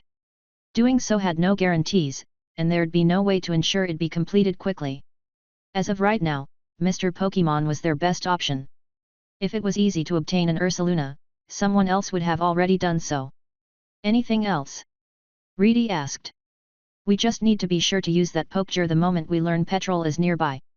There are going to be Ace trainers waiting at points along Route 31 to jump in when needed. Unfortunately, they're kind of limited, because if there's too many, they might scare Petrol away. There'll still be enough that any of them can come quickly once called, though. Also, the gym is apparently using Zeta to try to learn Petrol's movements, Sam added. Psychic types can't exactly predict the future, but they can predict probabilities. That'll help narrow down plans once it gets closer to Petrol's capture. Hey, Reedy said. She chewed on a piece of food. Wouldn't dark types mess with that? Probably. Sam said, not knowing himself. But I don't think Petrol has any dark types, just a bunch of poison types. She idly nodded her head. Sam finished listing off the last few minor details, but there wasn't anything specific to their current plans. They would buy a few supplies, berries kept fresher for longer when bought at the last minute before heading out. Once on Route 31, they'd stay on high alert until Petrol attacked or until they got the all-clear message via Pokeger. They sat in silence once Sam was done, quietly continuing their meals, lost in thought. Primate utterly devoured his pounds and pounds of food, and he leaned back with his hands on his stomach, looking utterly satisfied. Reedy drank soda. Sam had a cup of tea. Quilava sipped at a saucerful of berry juice. They sat and quietly processed the day's impending plans. Man, Reedy eventually said with a sigh. So Morty just wants us to stall more than anything else, hey? I mean, Petrol has a 7-star team. Our Pokémon are at 5. Even with a good strategy, it's too risky to throw ourselves into a direct fight. Morty's Dusclops is one Pokémon, but it could crush us entirely on its own. A sour look passed over Reedy's face. Too bad we can't ambush Petrol right back, she grumbled. Like, when tibia and fibula detect him, we jump out when he thinks he managed to sneak up on us and scare him instead. Sam stopped eating to look up at his friend. I mean, we could, he said slowly. We could ambush him with some sort of jump scare. Haunter's gotten good at that. Reedy met Sam's eyes. He could tell what she was thinking. Something like that could work, but it came with a lot of risks. Notably, they wouldn't be able to control how Petrol might react, but it could stop him from attacking them directly. And that was enough for Sam to be convinced. You're the ghost-type specialist between us, Reedy said, casually pointing her fork at Sam. You'd be the one to know how to make things really spooky. I guess you could scare Petrol so he's too afraid to fight, or maybe trick him into needing to hunt us down. Anything like that might throw him off. And he really seems like someone who'd think it's fun to give chase. At least, he seemed like that kind of guy based on how he acted in Sprout Tower. Reedy's smile fell, and she stretched down to unhappily rub her still injured ankle. She could walk, the sprain was almost healed, but she was forced to wear a boot that limited how much she could move. But it wouldn't work, Reedy grumbled. He'd be ready for us to attack. Really? Sam asked. You really think he'd be ready for us to try to scare him? He would detect us. Misdreavus is an expert at hiding, and Haunter's been training how well he can stay hidden. And your Pokémon can be scary, too. Imagine Ursaring jumping out at Petrol from behind a tree. The plan was a bit opposite to how she usually battled, but Reedy wiggled in her seat, visibly considering it. She let her hands rest against the table, arms pressing into its edge. So, what? She asked. You use Will-O-Wisp as actual Will-O-Wisps? Set the mood and lure him somewhere so you jump out and injure his team. Sure. Or I find a way to distract him and burn his Pokémon. And I really doubt Petrol would be expecting a hex. That, and if we find the right place, Haunter could sneak up with a paralyzing lick or two, and then Misdreavus could escort him away before Petrol retaliates. Porygon has great aim, Reedy added. Any coughing can be sniped out of the air with a single Psybeam. And Misdreavus also knows Psybeam, now. Her aim isn't as good, but she's better at attacking while hidden. Reedy tapped her fingers on the table. Sam knew he needed just one more push before she was convinced. We'd use the cover of the night. Or the darkness of a forest. I guess we could really amp up the spooky environment, she said. Deep woods are always kind of creepy. Sam shrugged. Ghost types lurk there. Would you have Haunter sing? When Sam looked at Reedy questioningly, she blinked at him, confused. What? Never heard him late at night, she asked. He goes out and practices spooky noises away from where we camp. It wakes up Ursaring, sometimes. But we're doing this, right? Trying to scare Petrol instead of just sitting there and letting him attack. Reedy shook her head, amused, and by the end of it, she'd gained a feral smile. Yeah, you sold me. Just imagining seeing that guy afraid. She laughed to herself and grinned. Sam agreed he wouldn't mind seeing Petrol make that kind of face. As they were currently, Sam knew they'd never be able to beat Petrol. Fighting him conventionally meant an inevitable defeat. 3 days of practice wasn't enough to catch up with years of skill, and as a criminal, Petrol fought dirty. Going against him on his terms meant he'd absolutely win. But if they were prepared for Petrol's appearance, and if they had a plan to wear him down, and if they made sure he was always moving and kept him on the back foot. Hey, Sam said. We might actually be able to do this. I know. Reedy said. Neat, right? As Sam looked at her, she cracked her knuckles over the table. At the sight of her eagerness, he couldn't help but let loose a short laugh. It felt stupid. Trying to scare Petrol felt so dumb. They'd still call for help, of course, but if they set up everything just right, then Petrol would be forced to live through a real-life ghost story if he tried to pull off an attack. Chapter 75. Petrol wouldn't call the last few days the worst few days of his life, but they were definitely up there. Between the constant running, relocating, and hiding, it reminded him of his younger days, before he began his stride towards improvement. His paper cup crinkled in his hand. The bitter taste of coffee tasted so much worse in his mouth. If it wasn't for that awful phone call back in Olivine, he'd still just be a scout someone supposed to probe, not actually work. He would have been able to take his time and enjoy himself, but no. He'd been assigned to a greater job. Petrol idly looked around the Violet City street, confirming that no one was paying him any mind. A lone businessman sipping at a drink wasn't out of place this late in the day. With the sun halfway hidden in a sunset, there was the perfect amount of people milling about. Most were heading home, but some were lingering with friends and hanging out alongside Pokémon. Unfortunately, Petrol couldn't exactly relax in that same manner, and he held back a scowl as he thought about everything that had been going on. Since Olivine, he'd been forced to sneak around and take care of various mistakes. He plugged a few leaks in Goldenrod, he cleaned up a mess in Azalea, and now, here in Violet City? Sure, he might have gotten sloppy and let those kids go, but who'd have thought they'd actually go and get help? Trainers like them were supposed to be cocky. Being so young and winning a tournament should have caused their strength to go to their heads. Luring them to a private space worked well enough. Naivety was always easy to take advantage of, but that escape? Jumping out of a window? Nah. That wasn't supposed to happen. Even if they ran away, they were supposed to look into ways to deal with him themselves, not bring the entire freakin' league into it. Freaks, he grumbled. Every time he found a place he thought was safe, flying types suddenly started to snoop around. Every time he changed disguises, one of those dumb birds always managed to sniff out the exact place he'd tossed his trash. He barely had a clue as to how those Pokémon were finding traces of him in dark alleys when their species generally stuck to open skies.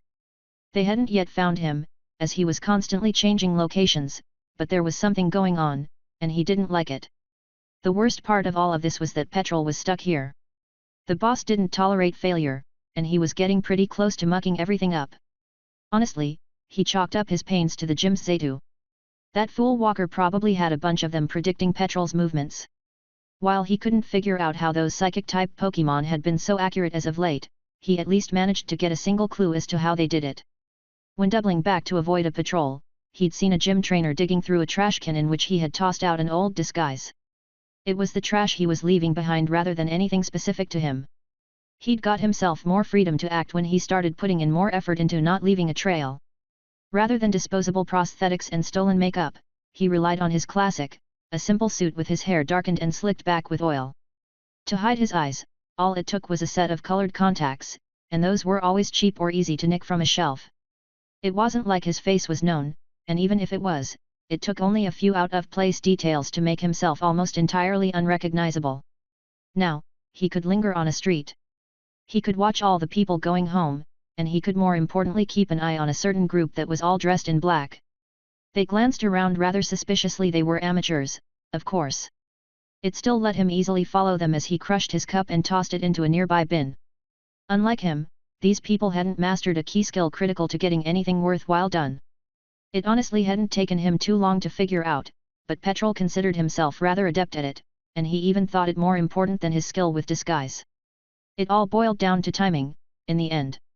Timing his words, timing his appearances, timing the patrol routes and figuring out when people wouldn't be around. Most importantly, Petrol knew how to time his plans to be exactly when everyone else was too tired and too slow to act after a long day of work. Walker must have thought himself especially clever with how he left purposeful gaps in patrols. Petrol wasn't a complete fool. He could see how he was being herded in a certain direction. Territory he thought safe became unsafe, and territory he thought unsafe mysteriously became safe. It was a constant push towards the city's edge. Really, it was like they wanted him to escape. But the thing about an arachnid's web was that most people thought it was inescapable once stuck. It wasn't. The tricks needed to weave a perfect web was something only a master could do, and Walker was not that master. All it took was a tiny snip to make a web worthless. That, or it took several much larger snips to cause the structure supporting it to come crashing down. Petrol slowed where he was walking, and the group in dark clothing stopped before a certain store. It advertised herbs and incense in this city. The items were all mass-produced and nothing too special, but even with their short shelf life, the medicine had a quick turnaround if you could find the right buyer. One of the men pulled out a familiar pokeball, and he whispered something to the other people around him. Above, a trainer on a Fero's back came to a halt, keeping a close eye on the highly suspicious group of people right as one of its members checked a watch. Petrol walked right past them, allowing himself to hear a sentence whispered between them. "All right. It's time." On cue, he heard light thunder in the distance, and everyone else on the street froze, everyone but Petrol and the men. The man carrying the pokeball tossed it forward, releasing a coughing, and a single command pierced the air. Self-destruct. Chaos. Glass shattered everywhere. The front of the shop burst inward. The rest of the group rushed inside and started to scoop everything they could into bags. From above, the trainer on the Firo swooped downwards, and all the civilians around began to scream and run. Petrol held back his laughter and joined them in their fearful rush away. He made sure to pay attention to the several other booms that echoed throughout the city. Nice try, Walker. You're better off sticking to the skies. Present me with a rigged game, and I'll just flip the table. A bird's eye view only hides what lurks below. It wasn't very surprising how motivated people could be when it came to free Pokémon. Petrol tended to keep a bit over 24 coughing on him, and all it took was handing over a single one to motivate groups of helpers to pull a job or two for him. None of the people currently involved in the specifically timed robberies were actual grunts, not yet, at least. Most were just gullible fools, down on their luck, easily manipulated by the idea of cold, hard cash or a better future. They were all likely going to get arrested, but if anyone managed to avoid capture, he'd make sure to send a proper recruiter their way. But, regardless of their fates, they were doing their job. Whatever carefully planned ambushes the League had in wait for him, Petrol would be able to slip through. They'd need to pull defenders away to take care of the sudden spree of crime. As Petrol moved between the terrified people running down the street, a pair of Pidgeotto raced towards where the fight was taking place behind him. Coming from outside the bounds of the city, they paid no attention to the lone businessman as he slipped into an alley and began to move block to block. He slowed down, pretended to be panicked without quite running, and everyone else was too worried to think about one more person trying to get home to make sure his family was okay. Empathetic fools. There were still flying types in the sky at the edge of town, but the growing night meant the eyes of those trainers and their Pokémon hadn't adjusted just yet. They also hadn't yet switched over to the species that better operated in darkness. They all were tired after a long day's work, and with so many having left to try to stop the robberies, his trained eyes could see the newly formed gaps in their patrols. He waited for the perfect moment to send out his Golbat and hop on its back. A use of fly let Petrol easily hang on as it rushed out of the city, keeping low to the ground and moving with such speed that no one noticed it vanish into the forest at the edge of Route 31. Ha ha ha ha ha ha. Did you see those dumb looks on their faces? Didn't even realize they'd been set up from the start. Petrol wiped an eye and leaned back. This Golbat had been trained well enough to know how to zigzag through the many trees rushing them by. The Zubat I released earlier reported that those kids went this way. Catch up to them quickly, and I'll make sure you get some extra treats later tonight. As far as Petrol was concerned, Pokémon performed best when they fully understood the concept of the carrot and the stick. Teach them the punishment for failure, and Pokémon would become desperate to obtain the right kind of rewards. The beating of the bat's wings picked up its pace, and Petrol's grin deepened as the wind blew through his hair. Golbat was no Crobat that evolution was practically impossible to obtain, but it was still fast enough that they made good time. His escape was all but guaranteed at this point. The defenders of Violet City would be busy dealing with all those mooks robbing the city's stores. He didn't want to have to push himself. Petrol was a big fan of taking it slow, but he needed to move quickly if he wanted to nab back that Pokémon and head out. That Porygon was as good as his. As Golbat flew forward, a few Zubat released the previous night flitted in the air above the forest's trees. The Pokémon were eyeless, but their unhearable echolocation meant they could cover a large area to search and tell Golbat where to go. At this point, the sun had fully set, and it was dark out. Petrol knew better than to pull out a flashlight. The growing light of the moon would be enough to see as the night's darkness hid his exact position. His Golbat rapidly changed directions, following where the Zubat directed. Petrol eventually saw their destination, a campfire in the distance, a tiny pinprick of light just barely visible between the trees. "Bring me down," he ordered. The Golbat pulled in its wings and immediately landed, not slowing down but bringing them to the earth in an abrupt halt that jerked Petrol forward. "Ugh! You!" He stopped, breathed in, and shook himself as he hopped off to land on the forest floor. "Careful, Petrol. Don't want to make too much noise. No sense in alerting them just yet." He found himself grinning, but that wasn't a surprise. While it hadn't been his full intention, half the reason he hadn't bothered to chase down those kids just yet was so he could experience the thrill of the chase. He only somewhat regretted the mess that formed in their wake. "I'll be able to enjoy this, at least. A nice beatdown is always worth the time. Just gotta be quick before Walker gets too wise. Don't want any pigs bearing down on me too soon." As Petrol neared, he sent out quiet signals. Golbat moved to hide itself in the forest's canopy, and he released that Raticate to stalk alongside him, unseen. The tree's thick trunks hid the other flashes, and Petrol released most of his coughing one by one. They moved to create a wide perimeter around the campsite, ready to blow the moment any of those kids made the foolish decision to flee while also preparing to search for them if needed. Finally, for his last bit of setup, Petrol took off his shirt and wiped the slick out of his hair, feeling much more comfortable now that the black of his real outfit was visible. He took great pride in the tall, red R displayed prominently on his chest. It was nice to have a uniform. It spoke of being a part of something more. Normally, Petrol would have put on a different disguise and gone through a whole big thing, but given his current rush, he needed to keep this quick before anyone else approached. Striding forward, he could make out more details the closer he got. There were 2 tents. The flames of a fire. A pair of chairs set up to enjoy the heat. Except, there wasn't anything more than that. The more he saw missing, the more Petrol began to frown. Stay on guard. Attack anyone who gets close. Not gonna bother monologuing today, so no sense in bothering to wait. The fire clearly lit up the campsite, but other than the flickering flames, there was no obvious movement within. Walking right into it, he saw no one else. There weren't any Pokémon. No kids. There weren't even bags that'd mark them as having wandered off somewhere nearby. They go to bed or something. He whistled, and Raticate slashed through the fabric of the tents. As the store-bought shelters collapsed to the forest floor, all Petrol saw were a pair of empty sleeping bags. Hey! So you knew I was coming. Whatever. Just makes it more fun for me. He licked his lips and flicked his gaze towards the surrounding woods. Normally, he preferred tricks, but if he was already resorting to brute force, a hunt would work just fine, too. Don't you remember what I said? He called out. It doesn't matter where you hide. Where you go. No matter what, Team Rocket's gonna find you. I'm going to find you. He took a step forward and paused when he breathed out. A bit of mist came from his mouth, which was weird. Neither of those kids had ice types on their teams. He rubbed his arms, feeling the bumps forming on his skin. Even with the fire so close, he didn't feel any warmth coming from its flames.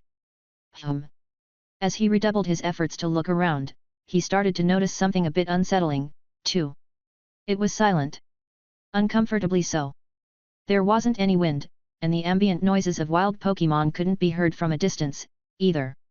Probably just scared off again. This many coughing out on search tends to send wild Pokémon scurrying away to hide. He forced himself to smile, reminding himself that he was dealing with nothing more than some dumb kids. They were mid-level trainers at best and weren't capable of anything special. Sure, one dealt with ghost types, but that brat only had 2 of them. With Golbat, there wasn't anything to worry about. Echolocation meant it'd detect anyone who tried for an ambush. But this chill. See anything? He asked. Above, Golbat shook for the negative, and Raticate gnawed on a stick. Petrol sent the rat a glare gnawing helped stop its teeth from growing too long, but Petrol wanted it to have long teeth. The more jagged they were, the more painful Raticate's bites.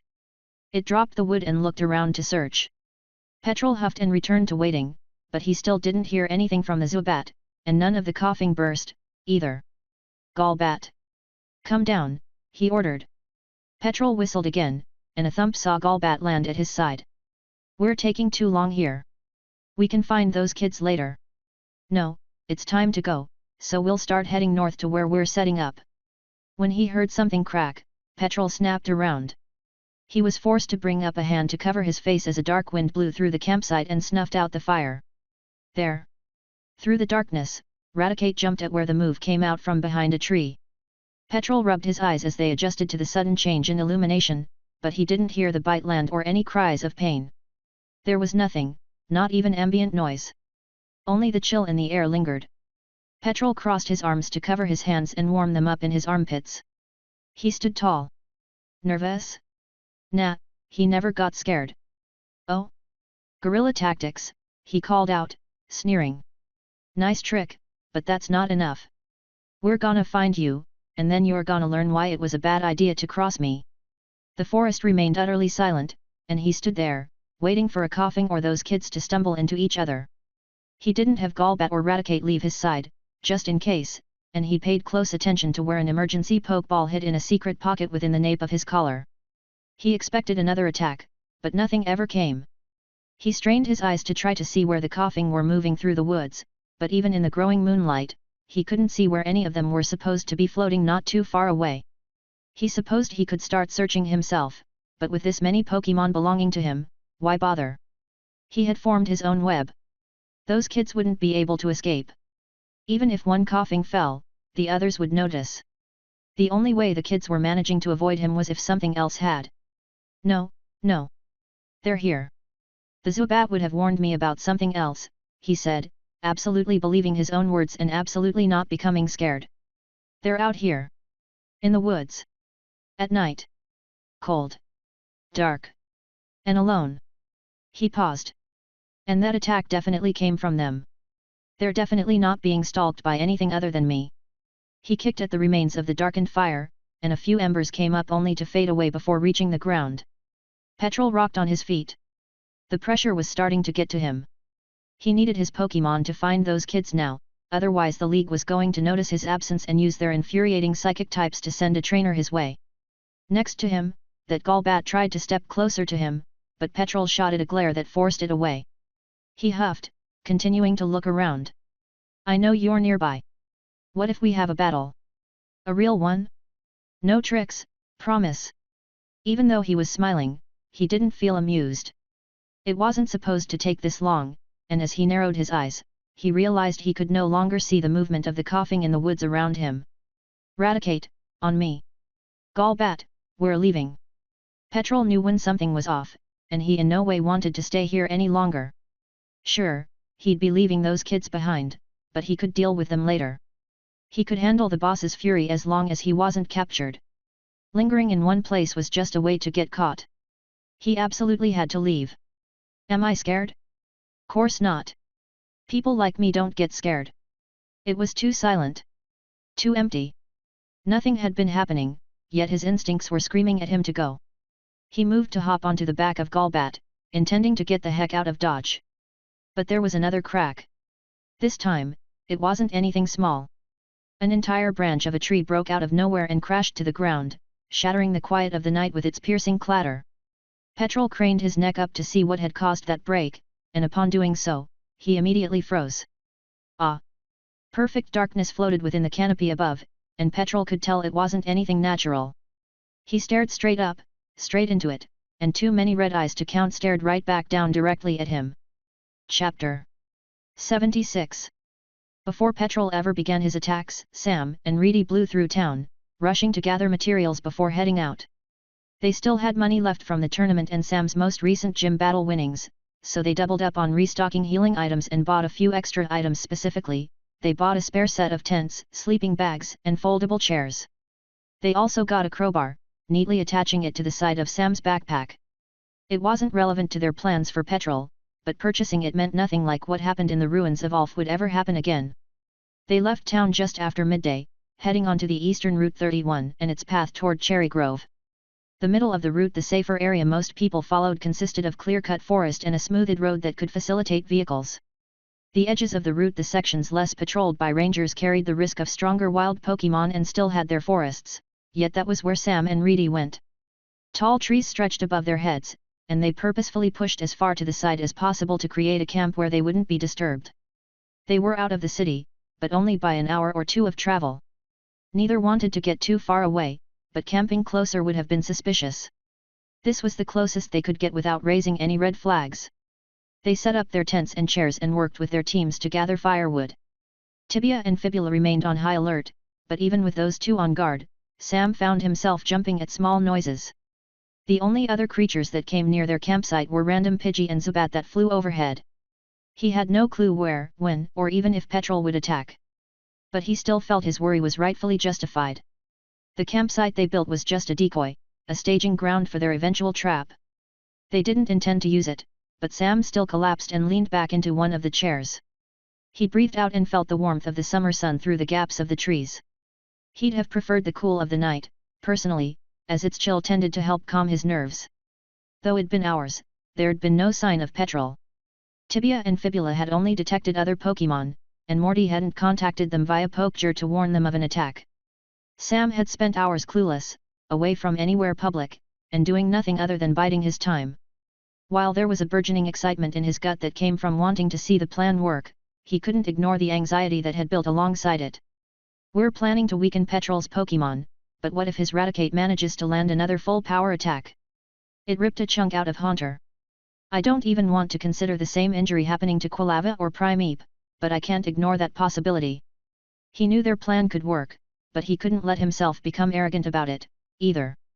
He needed to be prepared for all outcomes, and if that meant he'd be stressed, then so be it. Sam sat in that chair, stewing in place, for several long minutes. He only looked up once Reedy plopped down in the free seat across from him. When she saw him looking, she smirked, amused. So, moping? Sam replied with a glare. Reedy snickered and casually leaned back.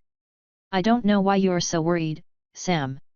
Either we win or we lose, and even if Petrol beats us, it's not like he can do that much. Sure, his Pokémon might be strong, but his victory won't be instantaneous. We'll stall. Help will show up. Honestly, my win condition is punching him in the face. Did you finish your work with Ursaring? Sam asked. Reedy rolled her eyes at his attempt to change the topic. You mean pre-breaking a bunch of branches? Yeah. Haunter or Misdreavus should be able to send any of them crashing down with just a slight nudge. Sam nodded and tried to focus back on the task at hand. Everything was already in place, but it needed to be perfect if Petrol was to be on edge and more liable to make mistakes. Sam, Reedy said, pushing herself back up. You gonna say anything else? You just asked me if I got work done, then went back to brooding. I'm not brooding. I'm just stressed. Sam rubbed his eyes. We're dealing with a 7-star criminal. What if he finds us without anything else working? I know we're trying to ambush him, but what if he counter-ambushes our counter-ambush anyway? Reedy sent him a flat look that he turned away from. The entire day had been a constant discussion about how to make their planned strategy just right. They'd agreed on one thing across all of it: there would be risks, but any plan would involve a risk given who Petrol was. I remember when we first met, you used to be way more confident. Recently, it's like you've been getting caught up in your head way more. What's going on, Sam? We lost to Petrol. I know that. I mean, like, she hummed. You're a ghost-type specialist. We're about to scare someone. Aren't you supposed to be more confident about these things? Sam sat back in his seat and sighed. He struggled to find the right words. The more I learn how much I don't know, he said. The new Pokédex helps, but its information is generic. I have to figure out everything else on my own or rely on more experienced people for advice. And for this, Sam continued, his voice becoming quiet as he spoke. Petrol has to think our fake haunting is a real haunting. He can't just think it's 2 kids trying to scare him, and we only have 2 ghost types with us, combat-ready ghost types. Not Tibia and Fibula. I mean, Haunter and Misdreavus are skilled enough, and we've spent the past few days training for this exact thing, but Petrol's Pokémon are so strong, and he has so many coughing under his control, and he has so much experience. All right. Stop talking. Sam, shut up. Instead of focusing on what might happen, let's focus on what will happen and what we can do to stay confident. Personally, I'm feeling good because I trust my Pokémon. You've seen how strong Ursaring is. Sam slumped in his chair, trying to match Reedy's casual demeanor. There were a few subtle signs of nervousness. Her head was a bit too still and she was forcing herself to not actively look around, but Sam focused on the relaxed image she was trying to project. I know a lot about ghost types, Sam said. And you're good at scaring people. Not yet, he grumbled. Again, he wasn't brooding. He was just thinking. Thankfully, sitting around the campsite and doing nothing helped their goals, as their mere presence made the place look more lived in. He silently considered what he knew and how past experiences could potentially help him. If he was stressed, that meant he wasn't confident, and Reedy had a point that he could do something to fix it instead of sitting around and... I'm thinking. Not moping. Thinking. Sam fidgeted with his fingers as Reedy idly watched the forest around him. It took a few minutes, but he eventually spoke up. Hey! Do you remember Sprout Tower? Reedy turned to him. Her flat stare was an answer enough. Okay, sure, you remember it, but I don't mean our fight there. I'm talking about the Pokémon that lived there. Do you remember that parade of Ghastly and Bellsprout? The one that went through Violet City's streets. There was a parade of Ghastly and Bellsprout? Reedy asked with a blink.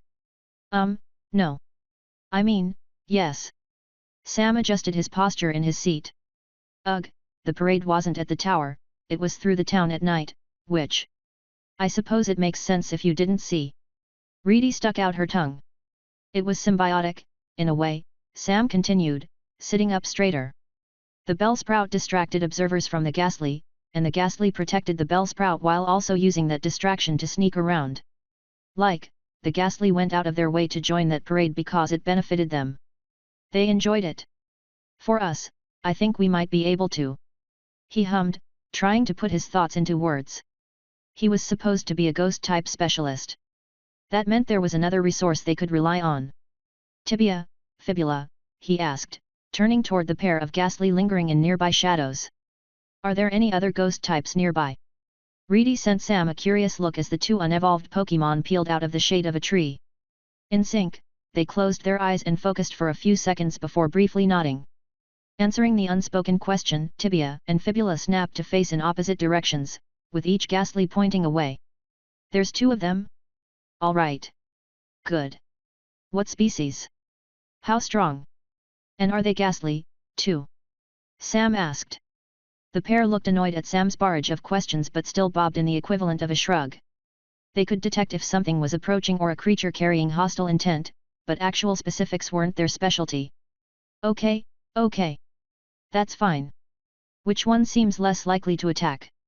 Sam asked quickly. Tibia or Fibula, as Sam couldn't tell the difference changed directions to point the same way as his brother. With both looking in the same direction, Sam stood up and began to march the way the Pokémon faced. Wait, Sam? What are you thinking?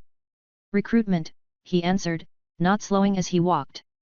I'm right that Haunter and Misdreavus aren't enough, but our plan to scare Petrol should still work. Except, we need help. Ghost types can create environmental effects, especially when found in great numbers. For this, specifically, we need to recognize that ghost types attract ghost types. If we can gather up a few, we can quickly gather a lot more after that. Reedy frowned but bit her tongue. Instead of saying what she wanted to say, she silently hung back and watched Sam go through this plan. Guided by their guards, Sam recited everything he knew about ghost types in his head. Their tendencies, their abilities, their behaviors. He could assume that the individual he was heading toward was also a Ghastly, as it was the only ghost-type species commonly found in these parts, and Route 31 was known to primarily house weak, unevolved species. But what motivates a Ghastly? Ghost types are inherently mischievous, but is that enough? I'm not trying for a capture, I just need their help. Whatever request I present it with, I can't risk it betraying or trying to scare us right back. Tibia and Fibula followed along, sticking to where the light was the dimmest under the trees. Sunset was rapidly approaching. It wasn't exactly dusk, but the forest became awash in red and orange hues as the day neared its end. Sam found his target quickly enough. He'd never seen a wild Ghastly in rest before, but this one was in its species' equivalent of torpor. The Pokémon sat in the crook of a tree, right where branches split out from a thick trunk. Its spherical body had become mostly transparent, and the movement of its smoke around its sides made it resemble nothing more than a faint patch of mist mostly obscured by wood. If Sam hadn't known the Ghastly was there, he'd have likely walked right past it. He whispered a quick thanks to Tibia and Fibula before glancing beneath his feet. Can you wake it up for me? Peacefully, please. I need to ask it for help. Haunter exited the floor to sweep over and poke the wild Ghastly in its side. The act wasn't as peaceful as Sam had wanted, as the Ghastly was suddenly jerked awake. Thankfully, something about Haunter's subsequent cackling put it at ease, as that recognition of a prank caused the wild Ghastly to cackle alongside him. Ghastly, Sam called out. I'm recruiting you. Sharp eyes snapped his way. Reedy was usually confident, but her step forward to assist was far more cautious than normal. She tended to be the one to lead negotiations, but for this, Sam held out a hand to ask her to stay back. When dealing with wild ghost types, it's best to look confident but not authoritative. Ghost types respond best when treated as an equal. Specifically, I can't display fear. Fear makes me look like prey. And I can't make it think I'm going to prey on it, either. He paused for a second. And I need to smile because ghost types like to have fun. I'm recruiting you, Sam repeated, the confident smile on his face somehow feeling genuine. I'm recruiting you and as many other ghost types as possible. I have a plan that involves a great cloud of you. See, there's this man. He stopped himself. The ghastly was already looking bored. Got it. Short attention span. Let's cut to the chase. We're going to create the biggest scare this route has ever seen. Are you in or not? Reedy looked incredulous. Sam hadn't bothered with negotiation at all. He knew she was great at haggling and making deals, yet he hadn't even attempted to be convincing. The greater explanation had been stopped before it could be said. He had never even mentioned payment or offered anything in return. However, the ghastly was a ghost type. What would it even want? It wasn't greedy like a muckrow, so it wouldn't want to collect shiny things. It wasn't a hunter like a houndour, so food was meaningless. Material things rarely motivated a ghost type outside of situations with extraneous circumstances. No, ghost types were far more motivated by ideas. Concepts. Feelings. Goals. Ghost types were ephemeral beings, often defined by one emotion or another. Desire most often guided ghost types more than almost every other type, and in the case of ghastly, that species desired to scare other creatures. Haunter lives for setting up scares and playing pranks. At least part of that comes from his species' instincts. If the idea of the biggest scare this route has ever seen isn't enough to motivate this ghastly, then I clearly have no clue how ghost types work. But, Sam was right. The ghastly eagerly said its name in agreement and happily bobbed its head. It helped them. Sam's basic pitch had been successful enough. Good, Sam said. We'll need more help with this, too. Gather up as many other ghost types as you can and tell them to come here. I don't know when our target is approaching, but it can be any time between now and the end of the day. We need a lot, so get a lot, you hear me? It grinned. As the ghastly took off to locate more ghost types, Sam turned toward Reedy, now smug. Once more, she rolled her eyes, but there was obvious approval in the look she sent his way. Yeah, this is definitely going to work, Sam said. Glad you're feeling confident, but that's like the third time you've said that today. Sam turned to Tibia and Fibula and asked them to direct him to the next wild ghost type. Far more motivated than before, they readily led him toward the next willing recruit. An entire cloud of ghastly lingered in the trees above the campsite. Working together, the ghost types formed an indistinguishable cloud. Each one could help the others blend into their surroundings. Not only that, but with so many ghosts, the pervasive cold that came with a ghost type's influence wasn't as subtle. It was everywhere, and even Sam could feel a primal fear building up even though he wasn't the source of the many ghastly sire. Petrol stepped back, and a low chuckling emanated from the cloud to echo around the forest. The man was clearly forcing himself to stand tall despite the haunting noise. To fight back against his fear, he was putting on an arrogant expression. Sam could guess the psychology of it. Why take off running when Petrol could instead pretend nothing was wrong and maybe make that true? Why yet? You really think you're anything? Come on. I've faced worse and in greater numbers. You won't be able to do anything to me. The mass of ghastly accepted that offered challenge and dropped from the tree, rushing through the decoy campsite Petrol had placed himself in. The site was purposefully positioned within a gap in the forest, and the trunks of the large trees around it became the boundary of a forming, spectral storm. Deep purple gas churned. Darkened, spherical bodies became unrecognizable spirits writhing within a cloud. The ghastly didn't attack, they rushed past Petrol and circled the campsites. As a hurricane, they spiraled around the campsite, a tornado of mist and shadow that laughed at every one of Petrol's slightest twitches. From behind a tree, Sam quickly looked over to Reedy. She was watching everything unfold with awe. You sent the message, right? He asked. A while ago, she said. I sent it as soon as T&F picked him up. I'd say we only need maybe a minute or two more. Sam grimaced. Then we do need to head in. Before his gallbat gets off attacks, I mean, he said. I don't want any of the ghastly getting hurt. Reedy nodded at Sam, and they stepped over a fainted coughing to rush over and join in. They hadn't been doing anything special to hide, all it took was standing a distance away in a large enough tree.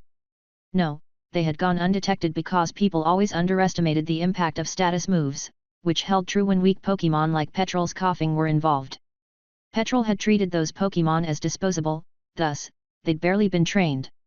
Haunter's hypnosis could set up one coughing for an easy knockout, and then a few quick applications of Misdreavus's Confuse Ray prevented others from noticing. Sam's 2 ghost types had eliminated every Pokémon sent out to search. Petrol hadn't noticed due to the inherent silence of the pair of ghost types, and the darkness deepened by so many nearby ghastly prevented him from seeing more than a few yards away from the campsite. And, as Sam and Reedy ran forward, the swirl of ghastly hid their movement. Misdreavus appeared beside Sam and brought up a weak nightshade to ensure their approach wouldn't be detected. She kept the move on a low intensity to not injure and blind them, but it still served as a sphere of ghost-type influence that occasionally made Sam feel something unspeakable brush against him. Misdreavus guided them. Haunter assisted by placing guiding hands onto their backs. While they arrived at the storm quickly, several wild ghastly had already peeled away. Petrol was shouting for his Golbat to attack, and blades of wind caused temporary gaps in the storm. Anger bubbled up inside of him, but Sam breathed out to keep cool. He sent out Quilava, and Reedy released Porygon at her side to have the artificial Pokémon serve as an extra line of defense. Go in and out, aim for status conditions. You two know what to do, Sam whispered to both Quilava and Haunter. Haunter dropped down as if plunging into a pool, and he entered a shadow that let him slip right underneath the wall of ghastly. As for Quilava, she rushed right into it, acting uncharacteristically confident despite the many ghosts. She moved to run in the same direction as the swirl, and though she made no noise or requests, the wild Pokémon seemed to understand she needed a space made to let her enter. Come on! Come on! Behind one of the camp's boundary trees, Sam clutched a Pokeball in his hands, and Reedy did the same next to him. He could see nothing but silhouettes. It was nerve-wracking. This was the most crucial moment. This one simultaneous strike would determine if they'd be able to fight against Petrol's team. The criminal was scared, overwhelmed, and trapped, and they needed to take advantage of that before he found a way out. Yet, there was still that difference in power. Haunter and Quilava had to succeed in their first attempt if they didn't want to be immediately overwhelmed. But, though Reedy stayed quiet and unsure, Sam was able to make out what was happening inside. Within the storm itself, motes of flame sparked up, hidden by the revolving shadows. The will-o-wisp shot toward the spiral's center, and a flash of darkness from Haunter erupted underneath their targets. Petrol's mad laughter suddenly stopped, and Sam swore he heard the man click his tongue. A second later, the laughter resumed. It came out even madder than before. So it is you two. You kids really stepped up your game, hey! Petrol yelled as Quilava and Haunter popped out of the storm near where Sam stood. I'll have you know this isn't anywhere near enough. You should recognize by now that I'm still going to win. Neither Sam nor Reedy fell for the taunts and attacked. Instead, Sam returned Quilava to keep her safe, and both he and Reedy released team members for the next stage of their plan. Haunter made low, moaning noises to hide their voices. It joined with the echoing snickers of the ghastly to create a haunting tune that drifted through the woods. Yet, the Golbat's attacks had been threatening enough to force several of the ghastly away. A gap in the storm let Sam catch a glimpse of Petrol's face. He was grinning, and the teeth exposed by his smile seemed far, far too white. Swords dance, Reedy ordered. Bulk up, Sam said, heart pounding in his chest. Through the storm, Petrol turned to where Ursaring and Primeape were preparing themselves. Notably, he didn't immediately go on the offensive. Haunter and Quilava's attacks had landed, after all. Not gonna work, he taunted, eyes flicking about the wall of ghastly before him. Just whatever. Come on, after them. It's just a bunch of piddly ghost types. Push through, there's no reason to be afraid. The delay was long enough for Primeape and Ursaring to finish preparing themselves, but the storm was still disrupted in the end. 2 Pokémon burst through the churning walls, the feral-looking Raticate and the blood-hungry Golbat. Each Pokémon held their jaws open wide, with vicious teeth that threatened to dig into their target's flesh. Though the storm collapsed as the ghastly fled, many stuck to the shadows and stayed nearby to watch how the rest of this encounter would progress. The Golbat aimed a poison fang toward Primeape. The Raticate aimed a super fang toward Ursaring. The match UPS were unideal, but it was more than just Primeape and Ursaring currently out. Dual Psybeams launched from Misdreavus and Porygon struck Petrol's Pokémon. The targets were swapped, Raticate was knocked toward Primeape, and Golbat was redirected toward Ursaring. These match UPS were much more in Sam and Reedy's favor. Primeape took the Super Fang, suffering a horrible bite into his side. However, embers from a burn flecked off of Raticate's fur, and he grinned as an extra powerful assurance smashed the rat Pokémon away. As for Ursaring, he let the Golbat's poison fang land, toxins being pumped into an outstretched arm. It couldn't pull away fast enough. The hair on Golbat's back was wet, and it shivered from the chilling paralysis inflicted by Haunter's lick. Though Ursaring lurched from the pain, something pulsed through him as the move sent poison into his body. Red eyes glowed on the bear Pokémon's face as the adrenaline from guts and quick feet fueled a slash to Golbat's stomach, throwing the bat Pokémon away. Yet, even with those devastating openers, Petrol's Pokémon quickly recovered. Raticate scrambled to its feet, breathing heavily but pushing through the pain. Golbat could not resume its flight, but it was able to maneuver around and still land on its feet. Ha! As if you two can win, Petrol said with a sneer. How about this to speed things up? Coughing. 2 Psybeams from Misdreavus and Porygon saw the poison type be struck the second it appeared. The attack slammed it back, and it drifted toward the ground, where it lay deflated and unconscious. Petrol clicked his tongue. Really? Not even going to fight fair? His Pokémon attacked without him. Raticate lunged, but Will-O-Wisp's burn meant its movements were strained. Similarly, Golbat had to fight Lick's paralysis just to fly closer to Ursaring. Thunder punches warded the bat Pokémon away, and Primeape broke through Raticate's defense with a powerful rock smash. The threat of Brick Break forced it to circle him instead. Sam and Reedy shouted commands, but Petrol stayed silent, his gaze desperately flicking around as he stood unusually still. Sam and Reedy were winning, but only barely. The difference in strength remained, but their strategy let them fight on almost even terms. The status conditions weakened Petrol's Pokémon, and the self-buffing moves from earlier meant Primeape and Ursaring could better stand on their own. And then for Petrol, he was still distracted. He never acted as a trainer. No commands were ever sent his Pokémon's way. Reedy glared at Petrol, her hands clenched into fists, but she didn't run up and punch him, at least not yet. Sam gritted his teeth as the battle continued, distinctly aware of every passing second. Haunter's still hidden. But we need to keep Petrol here for just a bit longer. If we stall for more time, and if Haunter can prepare a strike, and if we can give Ursaring a chance to use Hyper Beam. Fine, whatever. This isn't the end of it. Petrol suddenly shouted, reaching into the collar of his dark shirt and retrieving not a red Pokeball, but a blue Great Ball. You kids think you're so clever, hey? With these ghastly and that ambush and the fake campsite and everything else, oh, I bet you think you're the smartest people in the world. He barked out a single laugh. No. You're just a couple of dumb kids who managed to get lucky.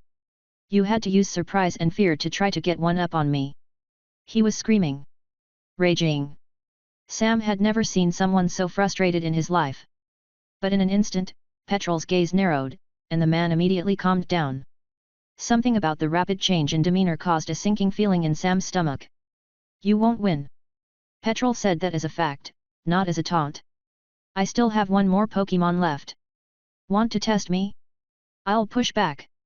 Come on out. Petrol choked on his next word. Sam felt it before he saw it, the hair on the back of his neck stood on its ends. The color drained from Petrol's face, and a true cold, not a cold inflicted by any weak ghastly, settled around them in an instant. The battle stopped. Every Pokémon went completely and utterly still. Petrol slowly turned around with his great ball still clutched in one hand. Something slithered toward him. It was impossibly slow yet faster than Sam could run. Mist built until a fog too thick to see through pulled itself together, towering above Petrol. Perfect silence. A stillness stretched out into infinity all within a single second. Petrol craned his neck for the second time tonight, and indents formed within the fog itself to create crescent-shaped eyes and a Cheshire grin that stretched from tree to tree. Ghosts attract ghosts, Sam whispered. Except this creature was being careful about it.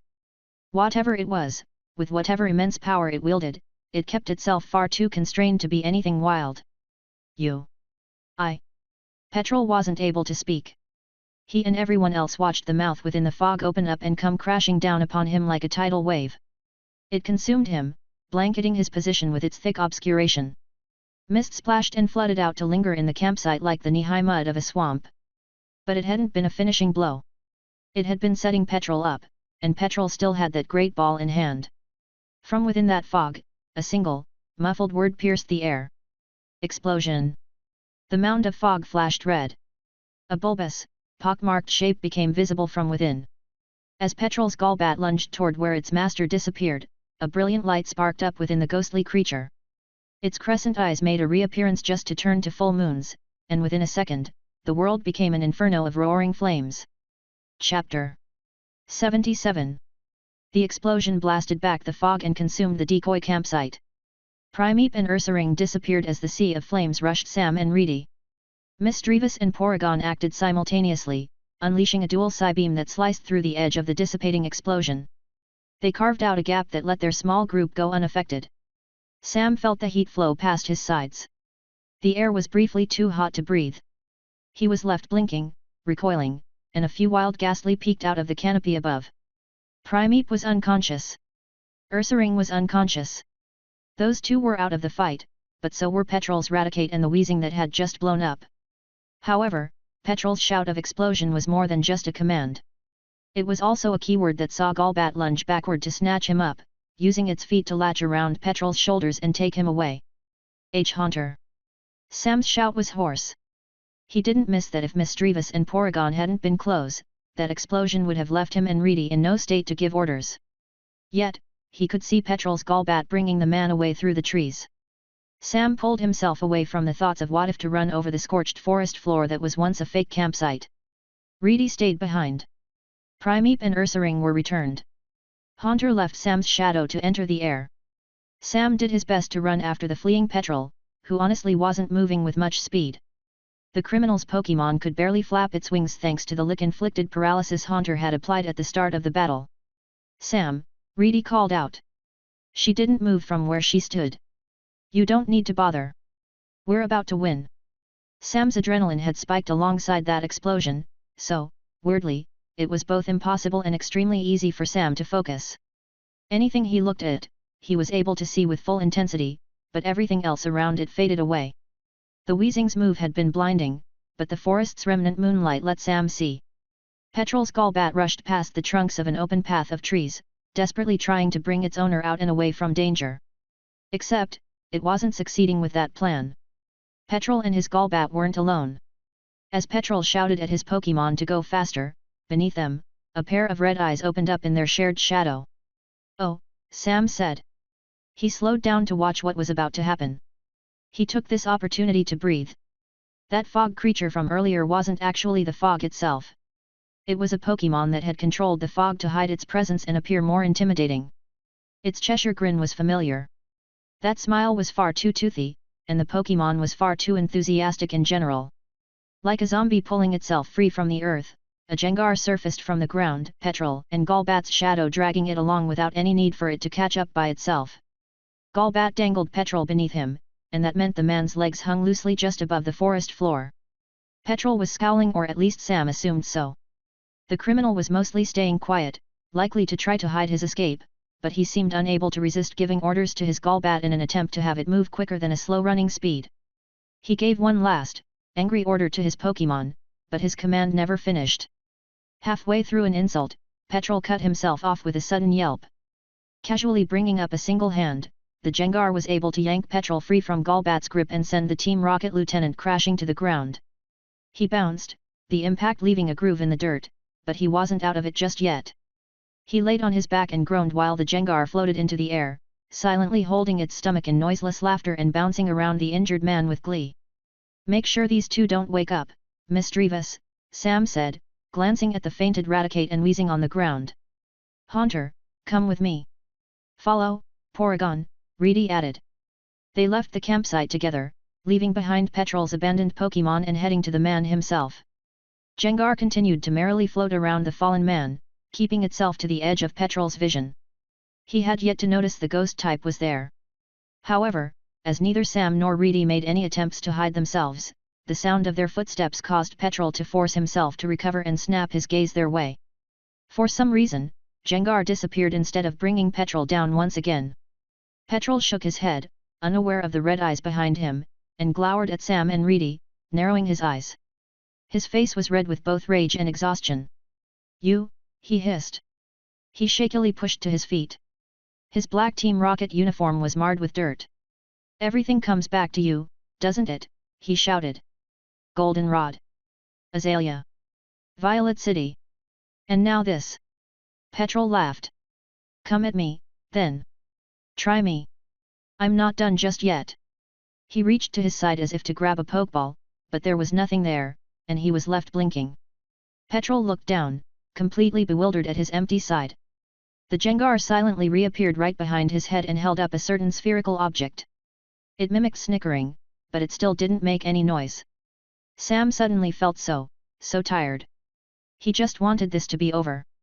Take him out with hypnosis, Haunter, he said. Make sure Petrol doesn't. Reedy interrupted him by dashing forward. Unexpectedly confronted by an angry, teenage girl, Petrol took a hurried step back and glanced to his side as if to search for an escape route.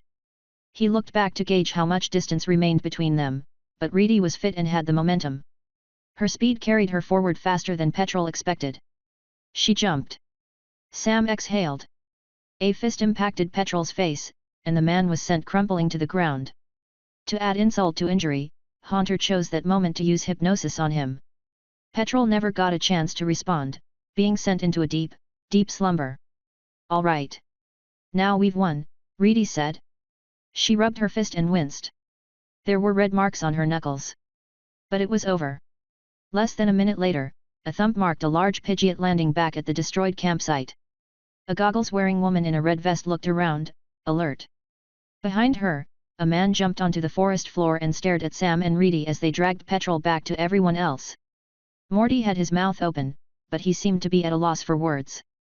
He had jumped off that Pidgeot clearly expecting to battle. He held a pokeball in one hand, and shadows churned under his feet. However, the clearing was silent outside of Petrol's unconscious groans. Morty locked his eyes onto the unconscious man wearing a Team Rocket uniform, and, disbelieving, rubbed his head to take a moment to process it. He held a palm up in the air, and Jengar faded into being underneath it. Morty absent-mindedly rubbed his Pokémon's head. So you found them? Morty asked the Pokémon. Jengar excitedly pointed around at all the ghastly still in the trees.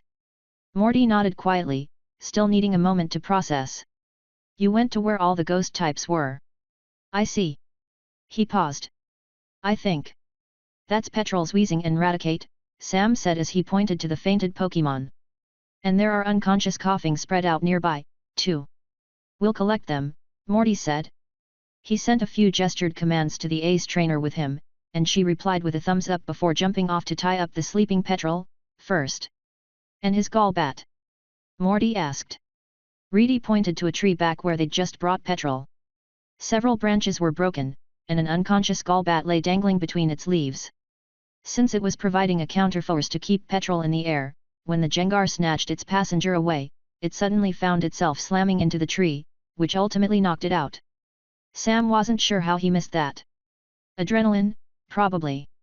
He could still feel his heart pounding in his chest.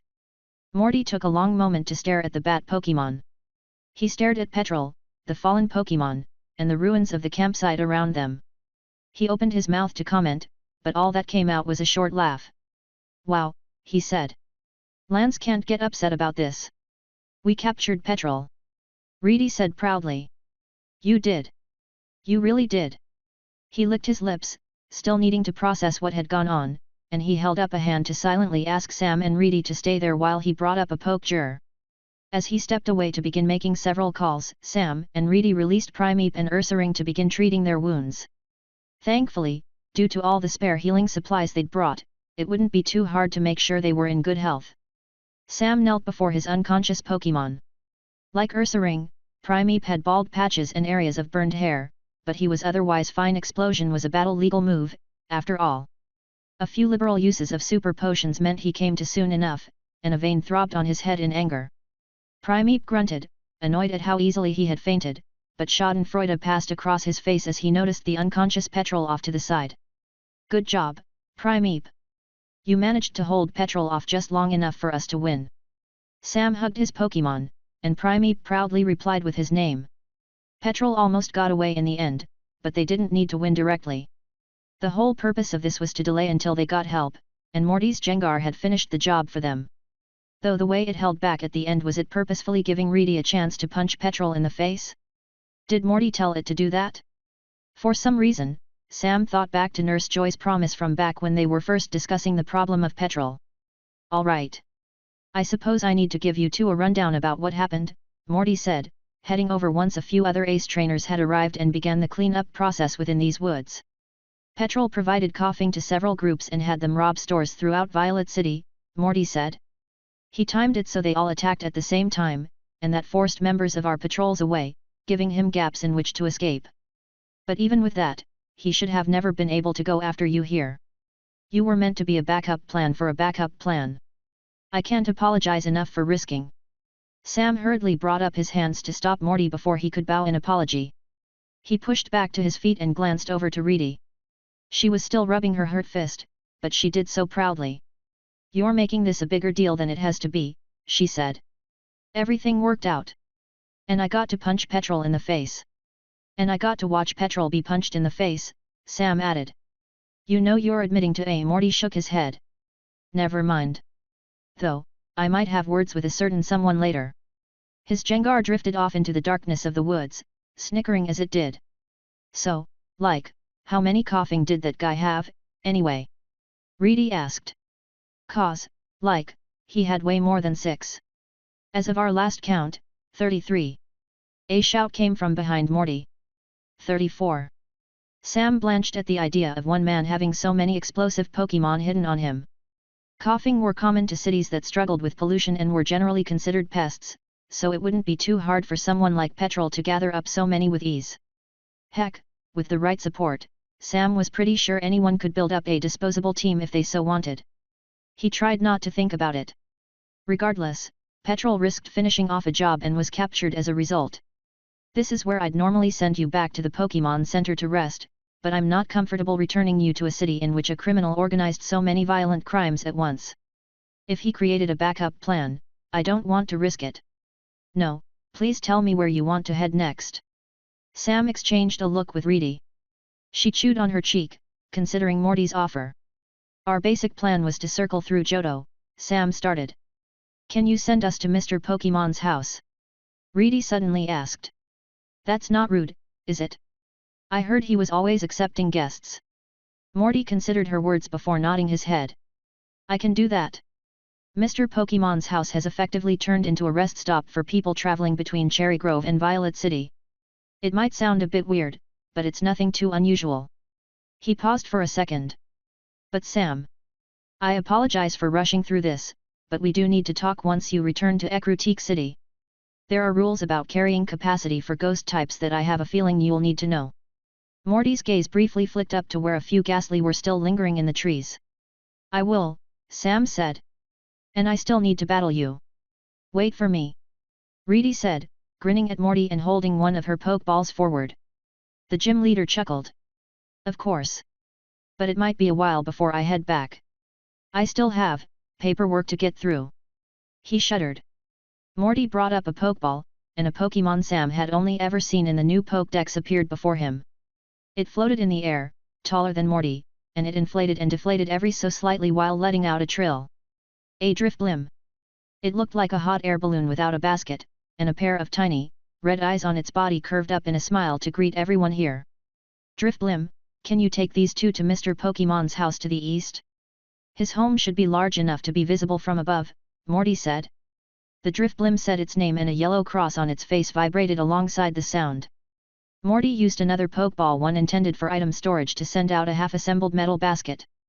With ease, Drifblim floated over and used its tendrils to rapidly assemble the basket and latch onto a large, metal handle. "Feel free to climb in," Morty said. Sam and Reedy climbed over the edge to stand inside, and Sam felt a little jealous. Between Dusclops, Jengar, and now Drifblim, Morty had frequently sent out his Pokémon to take care of tasks, and each one had been strong enough to not be threatened by anything they faced. He desperately wanted to become a strong enough trainer to go through the same. Silently, he vowed that one day his Pokémon would match Morty's team and even surpass them, too. "You'll get your compensation for this soon enough. The League won't be able to delay for long after tonight's success. I'll also call Mr. Pokémon to give him a heads up about your arrival. Please, get some rest, and don't worry about Petrol any longer." "Thank you," Sam said. Reedy sent Morty her thanks as well. Morty shook his head as Drifblim inflated and started to bring them into the air. No, Morty said. You two didn't need to help, but you did. Without you. Genuinely, thank you for everything. And they were brought into the sky, being carried towards the end of Route 31. Sam wanted to stay up to memorize every detail of what it was like to be carried by an honest-to-goodness ghost type, but he hit a wall of exhaustion, and he also realized he hated being so far above the ground, too. It honestly didn't take long to reach the end of the route. There, they were deposited outside of an old, Jotunian-styled compound, where a man dressed like a butler led them to a pair of available guest rooms. The second he was in this safe space, Sam felt all his adrenaline fade away. He released his Pokémon, walked over to the bed, and let his exhaustion consume him. Finally, the stress of having to deal with Petrol faded from his mind. When he woke up, Petrol's head was pounding and there was an ache in his nose. He felt no injuries, but there was a lingering warmth as if he'd been recently healed. He could feel metal beneath him, and his hands were locked together behind his back. The walls and floor shook. He was in a truck. An armored one, most likely. A small, metal grate separated him from the driver, who was too busy focusing on the road to notice he was awake. Petrol kept himself as still as possible to disguise his regained consciousness. He focused on what he still had on him and found little. As far as he could tell, all of his hidden Pokeballs had been removed, and he was no longer wearing his Team Rocket uniform. Yet, when he felt something within his closed hand, he barely managed to suppress his smile. Something small and round had been pressed into his palm while he had been asleep. With it, there was the obvious feeling of something rough and flat, a folded piece of paper. Likely, a note had been slipped to him as well. He waited until the perfect moment, bouncing ever so slightly when the truck hit a large enough bump. His hands might have been bound behind his back, but he was still able to toss over the paper to make it visible on the bench to his side. The message was simple, but it was clearly intended for him. As soon as he realized who it was from, he did his best to not shake. You have made a mess. Yet, that mess is in our favor. Trust has been established, but not without cost. Focus on recruitment for now. Do not take my leniency for granted. You will not fail me again. A cold, primal fear lingered inside Petrol, but that fear wasn't sourced from the unconscious reaction of his hindbrain. When it came to ghosts, he feared what might happen, but when presented with this note, he now feared what would happen. Petrol could feel the sweat on his face as he sat up on the cold, hard bench. He scooted over to sit on the note to hide it, doing his best to keep his breathing calm and controlled. He no longer bothered to hide that he was awake. He leaned back and stared at the featureless ceiling of the truck above him in an attempt to calm down. "Amos, hi," he mumbled. His insides churned, but he recognized that not everyone got a second chance. For all the trouble he caused in Violet City, the boss was still able to fix that mess and further Team Rocket's goals. How he had managed to do that, Petrol wasn't sure. No one knew the true identity of the boss, but given the mention of trust, he could guess that the shadowy mastermind was somehow involved with the League. And if the boss is trusting me with that information? Petrol breathed out when he realized that the boss was probably in a good mood. He didn't need to panic, at least not fully, and at least not yet.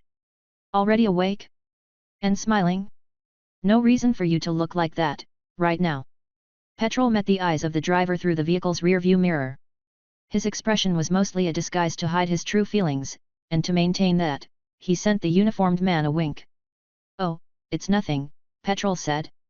"Just thinking about cleaning." "You're smiling about cleaning," the driver replied flatly.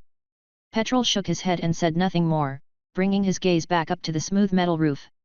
His hands were still locked behind him, but not in a way that would make it impossible to escape if needed. Even more, he could feel that minimized Pokeball in his palm. What Pokemon it was, he had no clue, but whatever it was, it would surely be able to help him inside wherever he was going. If the boss is giving me a second chance, I can't mess up again. I might have a Pokemon with me, but I doubt it'd let me escape without making a scene. If he wants me to build contacts. Petrol gulped. I guess my capture is going to put me in contact with a whole bunch of people like us, won't it? He was going to have to flounder in prison for a while. It didn't matter if he was left on his own, he could absolutely keep everything he knew secret, regardless of whoever the Pokémon League sent his way. The boss liked to punish people for their mistakes, and it seemed that punishment wouldn't skip over him. He would be forced to stay in a Pokémon League prison. Ordered to more specifically, and that made Petrol chafe. Yet, though he had really screwed things up, not all hope was lost. He was still useful. Petrol hadn't been tossed to the side just yet. The low hum of the truck's engine continued as the vehicle rumbled over a bumpy road. Petrol forced his reactions to be under his control as he listened to his surroundings, trying to piece together exactly where they were. He didn't know where he was going, but he knew he'd find out soon enough. Now wasn't the time to escape. He needed to make a plan and wait a while longer.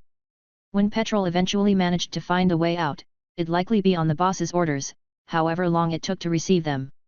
And, with the orders he'd just been given, he likely wouldn't be alone, either.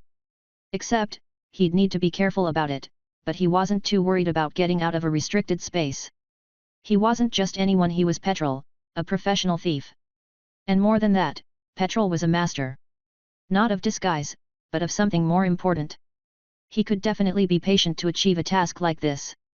Just like what he'd done back in Violet City, everything boiled down to getting the right timing, in the end. He just hoped that would come sooner rather than later. Chapter 78.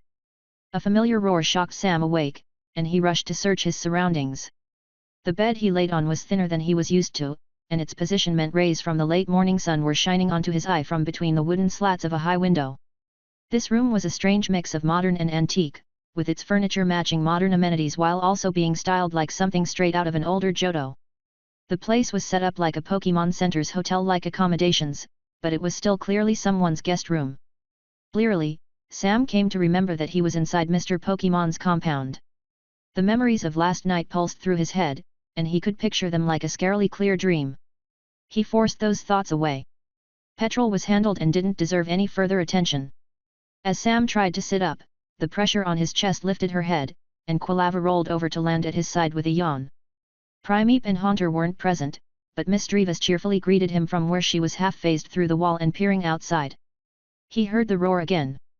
It wasn't anything aggressive. If anything, it sounded like Ursaring was going for a taunt. The roar reminded him of the roars given during spars with Primeape. This one was significantly less ferocious than any thrown out in a real battle. Still waking up, Quilava groomed the bedhead out of her fur as Sam quickly got dressed. He picked her up to position her like a scarf across the back of his neck, and Miss Drevis moved to follow him out at his side. His room's door connected to a wooden hallway that led into a courtyard. Guest rooms were set up off to its side, and there was an extra, open door to a kitchen that let out the strong scent of spice. Sam walked along a cobblestone pathway that took him to a gate built into this compound's walls. He made sure to send a polite nod to an older teen practicing with a Pidgeotto. Outside, Sam saw the source of the roars, a battle taking place over the surrounding grass field. However, as Sam looked closer, it quickly became clear that it was less of a battle and more of a sort of practice game. 3 boys, 2 with a Rattata and 1 with a Centaurette, furiously shouted commands to their Pokémon. The pair of purple rats raced across the grass, and the Centaurette climbed back to its feet after bouncing away with a tackle. They faced 2 Pokémon, Primeape and Ursaring, who were trying to appear as intimidating as possible. They were failing to do so in Sam's opinion, as he could see amusement peeking through their playful scowls. "Get em with your quick attack again," one of the boys shouted. His Rattata lunged toward Ursaring, but the heavy Pokémon raised an arm for a casual swing. Even with hardly any effort behind it, the swipe easily knocked the Rattata away and sent it sliding over the grass. However, that swing carried no real power behind it, so the rodent easily hopped back to its feet, completely uninjured. "You really think that's going to be enough? Ha! Route 31 is ours. You'll never be able to win." Reedy cackled, holding out her arms. The 3 boys looked more determined to beat her after that taunt. The Centaurette leaped at Primeape, but a slow-motion jab was enough to force it back. The other Rattata used that as an opening to circle around and jump, where it gnawed on the top of his head. Annoyance flashed across Primeape's face, and he yanked it off of him and chucked it away. While his throw was more forceful than Ursaring's swing, the Rattata still scrambled to its feet, uninjured just the same. Sam knew he could join in and help with the Pokémon fight, but he honestly didn't want to. There was something to say about his team's current display of power. He was content with just watching, he felt nothing but pride. At the start of their journey, Primeape wouldn't have been able to dominate a fight so overwhelmingly.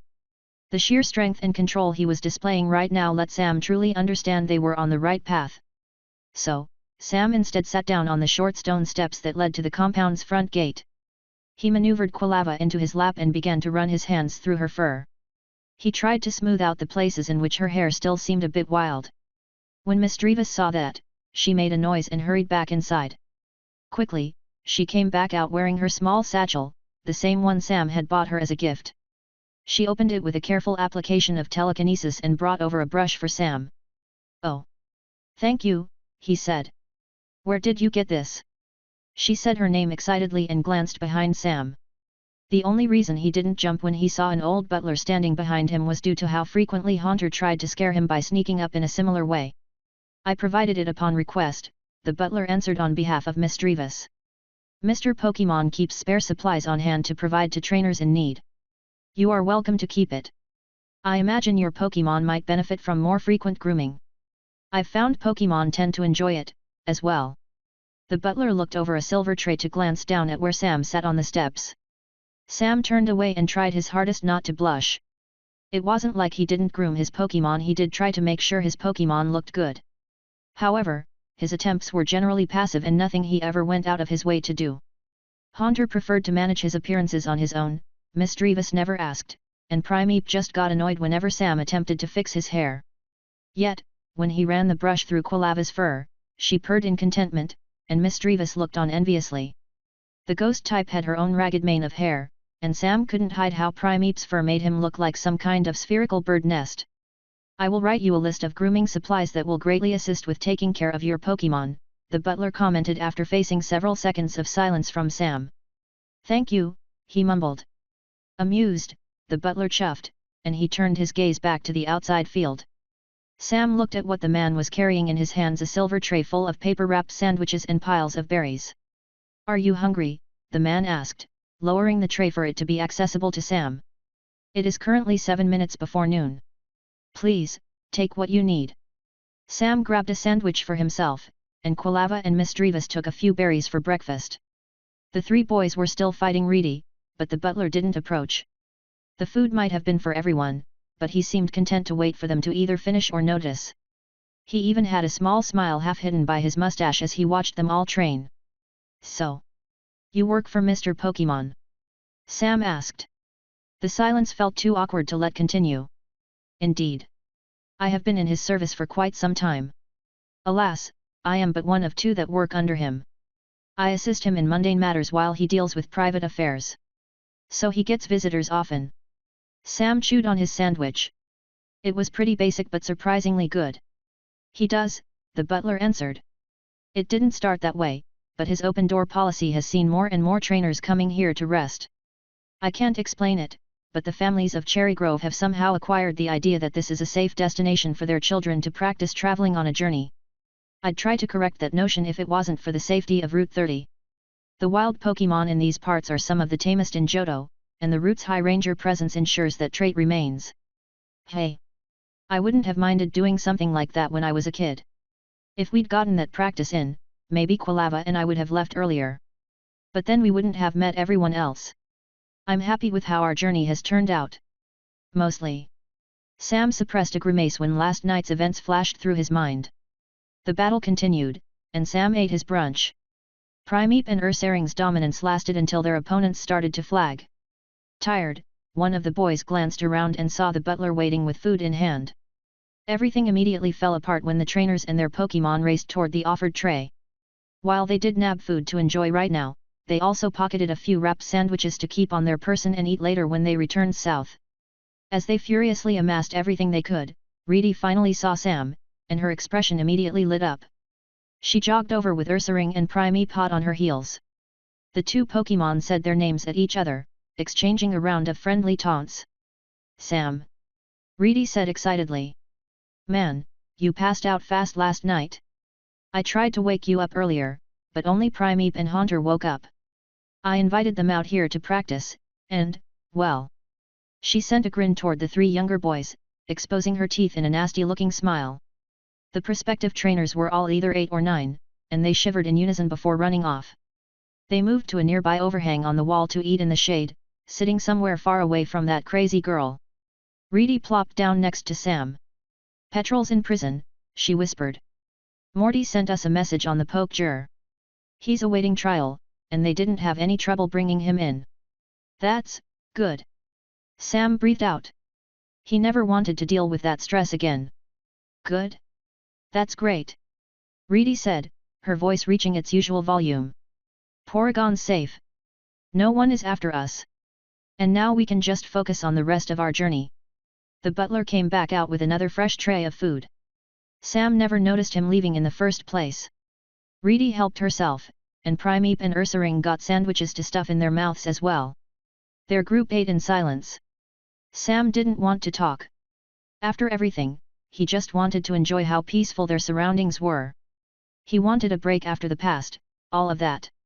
With the practice battle having ended, there wasn't much going on, though there was still something to watch. Haunter had finally baited out Tibia and Fibula, and he seemed to be lecturing them hidden in the shadows of the front gate's open entrance. Sam couldn't tell what Haunter was talking about, but the two Ghastly were paying rapt attention. Sam soon finished his food, and Reedy devoured her meal in less than a minute. Everyone else ate quickly and hungrily, finishing almost immediately after. With nothing distracting them, the butler used that moment to speak up. Mr. Pokémon should be done with his morning meetings. If you two are still interested in speaking with him, he will be available shortly. Reedy hopped up and stretched. We are, she said. Sam nodded and stood up as well. The butler bowed his head, beckoning them back inside. As they followed, Sam returned everyone but Misdreavus, and Haunter stayed behind to keep talking. The trainer with the Pidgeotto had vanished, either flying off or returning to his guest room. The only point of interest left was the building at the far end of the courtyard. It was taller than all the others and was likely where Mr. Pokémon lived on his own. Sam saw its doors open up. A suited man carrying a briefcase stepped outside. He didn't spare any of them even a single glance, instead releasing an Abra and disappearing via a quick use of teleport. Approaching, the butler raised his hand to knock on the cracked open double doors, but a voice called out from inside before anything else. Come in, come in. My meeting with the Silphco representative has finished. Managing investments might be boring, but it is quite important, yes. Mr. Pokémon laughed. The door was opened by the butler, and Sam and Reedy walked in. Misdreavus followed, but Haunter continued to lecture. Sam paused. There were now 3 Ghastly. He wasn't sure where that third one had come from. The room Sam entered was a personal office, one filled with items from all across the world. White, blue, and yellow draconic scales were proudly displayed in open cabinets. Mannequins in glass displays wore ancient uniforms and armor. Sam could see swords of the thin, Johto make as well as swords of the broader, foreign make. Hand-sized totems painted yellow, pink, orange, and blue sat on a shelf and stared ahead with animalistic expressions. There was also a silver feather pressed flat by a glass frame. It was split toward its end, with each of its soft barbs appearing thick, almost like fur. Please, sit. Mr. Pokémon said happily. I was told you wished to speak with me. The man sat in a far too cushioned chair behind a thick, oak desk. Reedy sat on a chair that was just as large, and Sam quickly seated himself in the other one before the desk. He knew Misdreavus was somewhere nearby, but she had disappeared from her usual spot when they'd entered. Suddenly confronted by the prospect of speaking to Mr. Pokémon, Sam wasn't sure where to start, and Reedy didn't seem to either. Mr. Pokémon smiled at them from under his mustache. Nervously, Sam shifted in his chair. Well, if you don't want to begin just yet, how about I start first? Mr. Pokémon said. There's no reason to be so nervous. This isn't economic business, or a professional meeting, or you getting into trouble. I've been told I might resemble a school principal, but any such resemblance is simply a coincidence. He laughed merrily, and Sam felt some of the tension leave his body. Mr. Pokémon both looked and acted rather jolly. The man leaned back in his chair, fiddling with his mustache as he hummed. How to start? They call me Mr. Pokémon, of course. It's a nickname, not my actual name. I come from a long line of merchants, with my family having roots all throughout Johto. My most notable ancestor was a wealthy man, one who primarily dealt in trade. When growing his fortune, he sought to work under an old clan of Johto but was turned away due to his common heritage. Mr. Pokémon chuckled, shaking his head. My ancestor was so offended that he declared he'd only ever work with the common folk from then on, he continued. I bring this up not to say I share the same viewpoint, but to provide context to my core belief. There is no such thing as noble blood. There is no such thing as hereditary strength, Mr. Pokémon said. No, there are only people and Pokémon. Even those considered weak can become fierce competitors with the right mindset. My entire life, I've invested according to that belief. I'm both a businessman and a researcher but not a professor, mind you. My aim is to make knowledge of Pokémon more common. What about you? Silence fell between them, and it lasted for several long seconds until Reedy broke it with a snort. Man, we just sat down, and you dumped your entire life story on us. Mr. Pokémon blinked at her before bursting into laughter. Ha! Oh, yes, I admit that was probably a bit much. I apologize for coming off a little strong. See, Morty told me you two wished for my advice, and I wanted to share my qualifications. Sam sent a subtle glance to Reedy, who looked a bit more comfortable, now. They were here for an important reason, but they didn't need to treat this as some life-changing event. They just wanted advice. You have a lot of trophies. How much do you know about species from other regions? Sam asked, needing to take a moment to build his confidence. Quite a bit. I have connections across the globe, Mr. Pokémon said. Although, they're mostly just business connections. Nothing more than a few small investments and friendships with other researchers.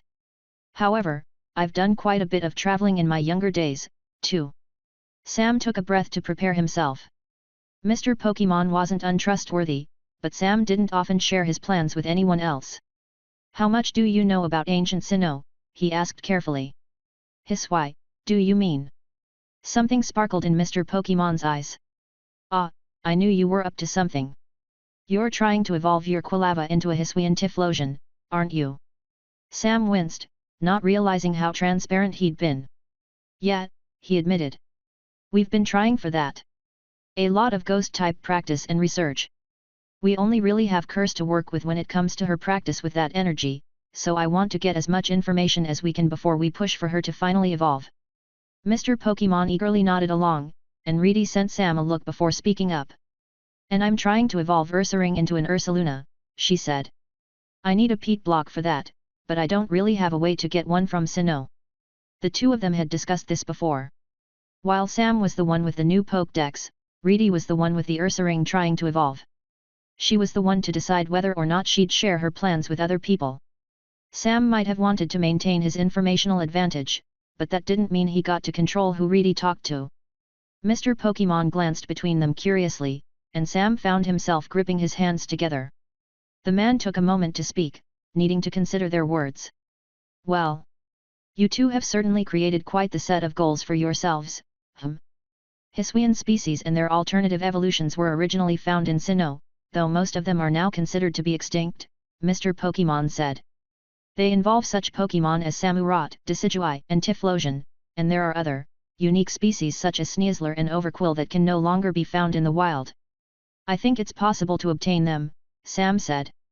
Hisuian Typhlosion, at least. He met Mr. Pokémon's sharp eyes, and the man's smile turned serious. Are you sure? He asked. I am, Sam answered, doing his best to project as much confidence as he could. Hearing that, Mr. Pokémon chuckled and leaned into his chair once more. He rubbed his mustache again. It was either a nervous tic or an unconscious habit for when he was in deep thought.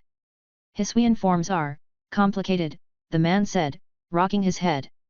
Alternative, regional forms are phenomena we're yet to fully understand. Kanto has close ties to Alola, and Samson Oak, cousin to Samuel Oak, has been leading the region's research into their shared but different species. Cantonian Rattata versus Alolan Rattata. Ice-type Vulpix and Fire-type Vulpix. There's a similar situation for Grimer and Sandshrew, but for regional variants lost to time. Mr. Pokémon audibly hummed. It all boils down to environmental factors, in my estimation, he said. We believe those historic evolutions and species have vanished due to reasons out of our control. Something about ancient Hisui allowed such Pokémon to exist, and that quality has vanished, at least, according to most researchers' best guess. But there has to be at least something we can use, right? Sam asked desperately. Mr. Pokémon wiggled a hand. Maybe, he said. There are those who say Hisui's alternate evolution stemmed from the attention of Sinnoh's creator god. Others say they were possible only due to trace minerals that ran out when humans moved further into the region. I can see that as a potential explanation for the lack of Ursaluna if there have been changes in Pistorius swamps. But Hiswian Tiflosion. He shrugged. I haven't done much study into its existence, but as far as I can tell, it simply existed for a set period before inexplicably vanishing. Oh, Sam said. Reedy seemed to be stuck on what Mr. Pokémon had said about Pistorius swamps. But, the man said, shifting in his seat to properly sit up. While I can't directly help you with your Pokémon's evolutions, I'll admit that you two have caught my interest. When it comes to discovering lost species, you seem more educated than most, and that's interesting. Mr. Pokémon leaned forward and interlaced his fingers. Sam sat up a little straighter. I might not be able to help you obtain the information you need, but I can provide a more material assistance. Samples of peat, spiritual items, and even perhaps a useful trademark move or two. I've specifically invested my wealth to assist with discoveries like the ones you two have proposed, and thus you've presented me with a possibility I'd be thrilled to support. He wiggled in place, smiling at them. He seemed genuinely unable to hold back his excitement. So? Mr. Pokémon exclaimed, glancing between them once more. With all of that said, what do you need? If you're willing to come to an agreement, I believe it might be worth discussing a minor sort of sponsorship. Yes. Chapter 79. Sam sucked in a breath as Reedy leaned forward in her chair, setting her hands on the table. He watched as she interlaced her fingers like Mr. Pokémon had done seconds before. This was no longer just a casual conversation. This was now a discussion of an actual deal. A sponsorship, Reedy repeated. You're offering us a sponsorship. She tapped her fingers in a wave. Despite Mr. Pokémon being the businessman within the room, Sam could tell Reedy was trying to wrest control of the conversation. Yes, a sponsorship. Mr. Pokémon said again. A minor one, however. How much do you know about how they work? Not much. A little bit, Sam answered. I know businesses and professors can sponsor a trainer and send them money for their teams. He adjusted how he was sitting in his chair to try to sit up a bit taller. He suddenly felt as though he was seated next to a pair of giants in the form of Reedy and Mr. Pokémon. Thankfully, the businessman leaned back, re-entering a casual position. Mr. Pokémon rubbed his mustache consideringly. He hummed as if trying to find the best words to speak. The way I see it, there are three main types of sponsorships. Business, research, and one-way sponsorships that merely exist for support. That third version is basic enough. A private citizen or someone else gives money to a trainer without anything expected in return. Quite regularly, Pokémon gyms and the league itself will grant these to support impressive local trainers and those they eventually want to hire. However, in those cases, the money is generally expected to be primarily used to train a team. Is that what you want to give us? Sam asked hopefully. Mr. Pokémon shook his head. I'm considering one closer to how businesses and professors sponsor trainers. Those sponsorships have expectations, but I'd keep any light. For business sponsorships, companies and wealthy investors will pay trainers and generally provide services such as Pokémon stabling, tutoring, and free or discounted supplies. In exchange, trainers are expected to help advertise the business sponsor. That means multiple, required appearances in public tournaments around the year, rights for their image to be used in advertising, and if the trainer is popular enough, a business sponsorship could even lead into merchandising. Reedy scoffed. Being a sellout, you mean? Mr. Pokémon chortled and shook his head. That's not what we'd be going for, he said. No, while I am a private investor, the sponsorship I'd like to provide is one more dedicated to research. Essentially, research sponsorships are usually given out by professors, with lesser ones provided by general researchers, too. For these sponsorships, the same funding and services are provided, but trainers are expected to help their sponsors' studies in one way or another. The most famous example of these are the sponsorships provided by a region's primary Pokémon professor. Whoever is leading research in a region will provide rare starter Pokémon, monthly funding, and unlimited stabling in exchange for the scanning data obtained via the latest version of the Pokédex. Sam balked at that idea, though he ignored the part about the Pokédex. Something else had caught his attention when Mr. Pokémon explained his point. Unlimited stabling? How many Pokémon does one person need? Ah, well, my understanding might be influenced by the discussions I've had with Professor Oak. He provides unlimited stabling, yes, but I know Elm is much more limited, and I doubt others have the same level of influence or wealth. Of course he knows Professor Oak. Sam wanted to ask if the man knew his grandfather, too, but based on how he'd been treating them, he had a feeling Mr. Pokémon didn't. So what are you going for? Reedy spoke up to ask. A sponsorship is easy enough to understand. You want to give us money to support our teams. But why? What do you get out of this? Other than general research. At this point, Mr. Pokémon seemed to be finished with his base explanations, and he leaned forward once more to emphasize his focus. His mustache-hidden smile was replaced with a much more serious expression. Now was the time for business. I'll remind you of my goal, he started. I desire to spread the knowledge of Pokémon, and by that, I mean making previously unknown or limited information much more commonly known. I have my investments. I have my connections. What I'm looking for are ways to push the modern understanding of Pokémon. Sam fidgeted in his seat. Indigo is, Mr. Pokémon hesitated. Not necessarily isolationist, but it's definitely set in its ways. While there has been a concerted effort to reach out, not everyone is enthused about the League's growing ties with other regions. I want to remind people that there's more to be found than just what's in their immediate surroundings. I want them to understand that there's so much more to the world than just their local towns. So you want us to show off our Pokémon's evolutions, if they're successful, Sam stated. But they're still local species at least to Johto. How does that help your goal at all? Mr. Pokémon's eyes seemed to sparkle as Sam asked his question. Truthfully, what species they are doesn't matter. What matters is the feeling that seeing a previously unknown species invokes. I admit, the researcher in me wants to know if rediscovering those two lost evolutions is at all possible, but I also want to spark that drive for discovery in as many people as I can. I want to challenge what people think they know and show that there's so much more we still have yet to discover. He chuckled to himself slightly. And for your two Pokémon, yes, I want you to succeed in their evolutions and brag about them to the entire world come the Silver Conference, Mr. Pokémon said. But most importantly, after that conference, I don't want you to hide the methods you used to achieve those evolutions. Thus, my sole requirement for this sponsorship is that you publicly share the steps you took to evolve your Pokémon. Right away, Sam couldn't stop his frown. Yes, Hisui Typhlosion and Ursaluna would likely shock Indigo exactly as Mr. Pokémon intended. Yet, Sam didn't want to share his information. The new Pokédex was never going to be secret forever. People were eventually going to figure out how to obtain all of its unknown species. However, Sam didn't want to sell off anything found within. He could admit that he was being a little possessive, but it was his book, and the idea of effectively selling bits of it to the highest bidder didn't sit right with him. His grandfather might have never opened the package that contained the book, but the man had placed it inside a chest alongside what seemed to be his treasured possessions. To include its information in a deal, directly or not, simply felt wrong. It was like Mr. Pokémon was trying to convince him to trade a bit of his grandfather away. I'm going to decline it. Screw the money. We're fine on our own. We can earn what we need from battles and tournaments and gym fights, and with the visit to the Sinjar ruins coming up. Sam breathed out.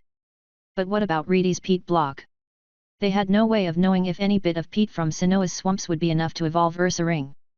Mr. Pokémon had brought up the point that the environment itself might have changed, and that carried the possibility of Ursaring's next evolution being impossible without dedicated assistance. Mr. Pokémon could help Reedy with that. If peat from the swamp didn't work, he could potentially get her the needed mud from elsewhere or even pay people to try to figure out the right mineral composition.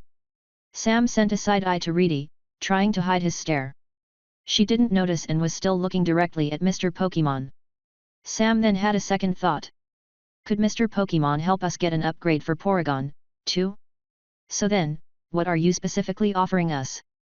Cause I can't help but notice you've talked about your hopes and dreams and whatever, but you haven't actually shared any numbers, Reedy said. Mr. Pokémon smiled at her brazenness. He hadn't once stopped looking amused. I'd provide you with $1,000, each, twice a month. It's not much, especially once you fill out your teams and obtain more Pokémon, but it should take away some of the pressure on your shoulders and let you try for evolution a bit more freely. No, the real benefit I'll provide is serving as a source of items you wouldn't be able to obtain normally. As part of our agreement, if you provide me with a written request for a specific item that details why it'd be needed for an evolution, I'd do my best to obtain it for you at no additional cost. Sam suddenly felt as though he was choking on blood.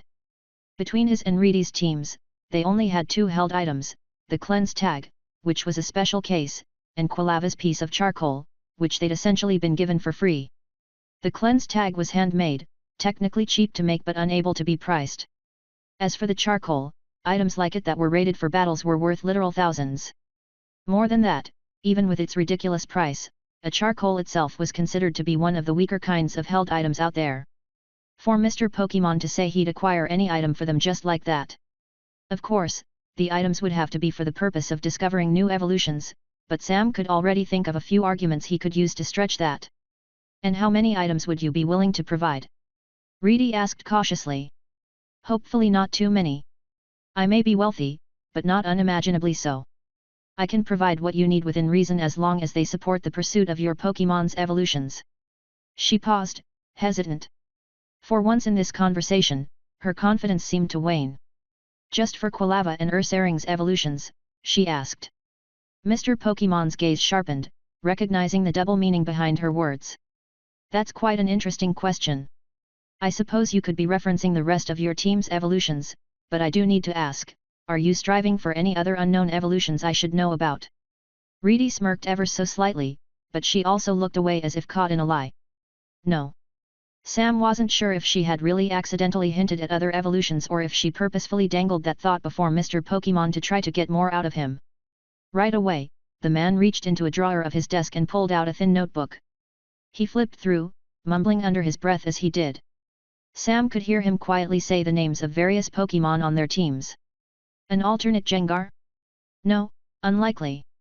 Mismagius is a known quantity, so perhaps there's an evolution past that? Porygon is still a relatively unknown species, but everyone is trying to see if it can evolve, so that's nothing too special. And young Samuel's Primeape has reached its final form, unless... His eyes snapped to Sam. Sam wasn't a negotiator, so he said nothing. He kept his expression perfectly level and emotionlessly stared back. I do know of your Porygon, young Reedy, Mr. Pokémon said, slowly bringing his gaze over to her. It's an exceptionally rare species, first designed intentionally, now appearing as a consequence of systems that contain too much intelligence. That wasn't in the new Pokédex. Really? Reedy asked. Indeed. I've heard stories of Bill himself complaining when weeks of work were wiped after one of his programs accidentally developed into a Porygon. Reedy seemed to be at a loss for words. Sam definitely was. Bill was almost as well known as Oak for his development of modern computer systems. This was the second time Mr. Pokémon had casually name-dropped someone so extremely famous. But he doesn't know my grandfather. He never acted like he recognized me or mentioned that connection in this discussion. Sam briefly closed his eyes to try to stay focused, and Reedy shifted in place in an attempt to maintain her serious demeanor. I see, she said carefully. Bill and a few others have theorized that a Porygon can evolve. I can't say I know him as more than a casual acquaintance, but I still should be able to send you his way, given you've acquired an incredibly rare Pokémon for yourself. Reedy nodded, dazed. Mr. Pokémon glanced back at Sam and chuckled, his thick mustache bouncing with each exhale. And if you happen to stumble on any other rare evolution, I'll assist you with them too, yes. Okay, Sam said. Mr. Pokémon clapped his hands. But I think that's enough excitement for one conversation. None of us will be signing or agreeing to anything official today. I'll draft up a contract and see it sent your way, and you two have the more important role of considering my offer and contacting your parents. There was a brief yet noticeable pause after Mr. Pokémon's declaration. Parents. Reedy repeated. Or equivalent legal guardian, Mr. Pokémon said. I understand that as Pokémon trainers, you have the legal right to make decisions for you and your teams, but I cannot in good faith make deals with trainers under the legal age of maturity without informing their parents first. Sam wanted to talk to his mother, regardless. He hated the idea of selling off information from the new Pokédex, yet he couldn't deny that Mr. Pokémon's help would be invaluable. Being able to request specific items could make evolving Quilava and Primeape so much easier. His mother would be able to help him weigh the pros and cons of this agreement, and she'd be able to walk him through the legal jargon of the deal itself. She also had enough business acumen to know if it was worth taking in the first place. Also, he just wanted to talk about the situation. Sam's grandfather was her father, and it didn't feel right to make a deal involving something that belonged to him without her input. I can do that, Sam said, though he didn't hear Reedy say anything in agreement. He turned her way only to see her mouth had closed into a frown, and her shoulders had slumped without her even noticing. She saw him staring, and her posture entirely shifted. A smirk returned, and she barked out a single laugh. "Yet. That's no problem. I'll give Em a call," she said. Sam had known Reedy for long enough to tell when she was lying. "I don't remember Reedy ever calling her family before." Mr. Pokémon didn't catch on to her lie, and he happily nodded along. Sam spoke up for the final time, sensing the end of their discussion. "We're going to head out pretty soon, but it's no problem if we don't contact you until after we reach a city and have time to think, right?" "By all means." Mr. Pokémon merrily held out his arms. "Take all the time you need. I don't expect you to or want you to rush your Pokémon's evolutions. And, even if they never happen, that's no problem at all. Something like this is worth a shot, no matter how impossible it seems." Sam bowed his head gratefully and stood up, thanking Mr. Pokémon for his time. Reedy did the same before stiffly leading their walk out of the room. "Do you want to take the deal?" Sam said as soon as they were out of earshot. "That butler wasn't anywhere nearby." "I want to," Reedy said. "I mean, if people are going to figure all of this out eventually, the cost is nothing. We'd reveal their evolution methods no matter what, right? And even if we do keep them secret, someone would figure them out. It makes sense to take it." Sam hesitantly nodded his head. The logical reasoning was sound, but the emotional reasoning wasn't quite there for Sam. He wasn't sure if he wanted to take the deal or not, but thankfully, Reedy didn't push. They went back to their guest rooms and gathered their stuff to pack. Sam tried to think about the offer, but he decided to put it off until he saw the exact terms of the deal. Instead, he tried to distract himself with the future developments he wanted for his team. Dream Eater. Nightmare. Destiny Bond? More coverage moves for sure. Maybe agility or double team for Quilava, too. Miss Drevis needs a dusk stone if she wants to evolve. He met Reedy outside the room, where she had been waiting for him in the hallway. Haunter was lingering toward the entrance gate, and Miss Drevis reappeared to lazily drift near Sam's side. "So I've been thinking," Reedy said. "You can do that?" Sam asked, feigning amazement. She stuck her tongue out at him as Sam laughed at her reaction. "Yes, I can," she replied flatly. "And what I've been thinking about is..." She paused. "What if we don't visit Cherry Grove City?" "What do you mean?" "I mean that, yeah, we're looping around the region, but this part of Johto is known for only really having weak Pokémon. We can relax and take it easy for a while, but after everything that's happened to us recently, I want to go somewhere without other people. Sam," she continued, "our Pokémon are strong. We still have extra medical supplies from after Petrol. And we have a Pokeger for emergencies. So let's head north to Blackthorn City." "You want to go through Dark Cave?" he asked. Reedy shook her head. "No.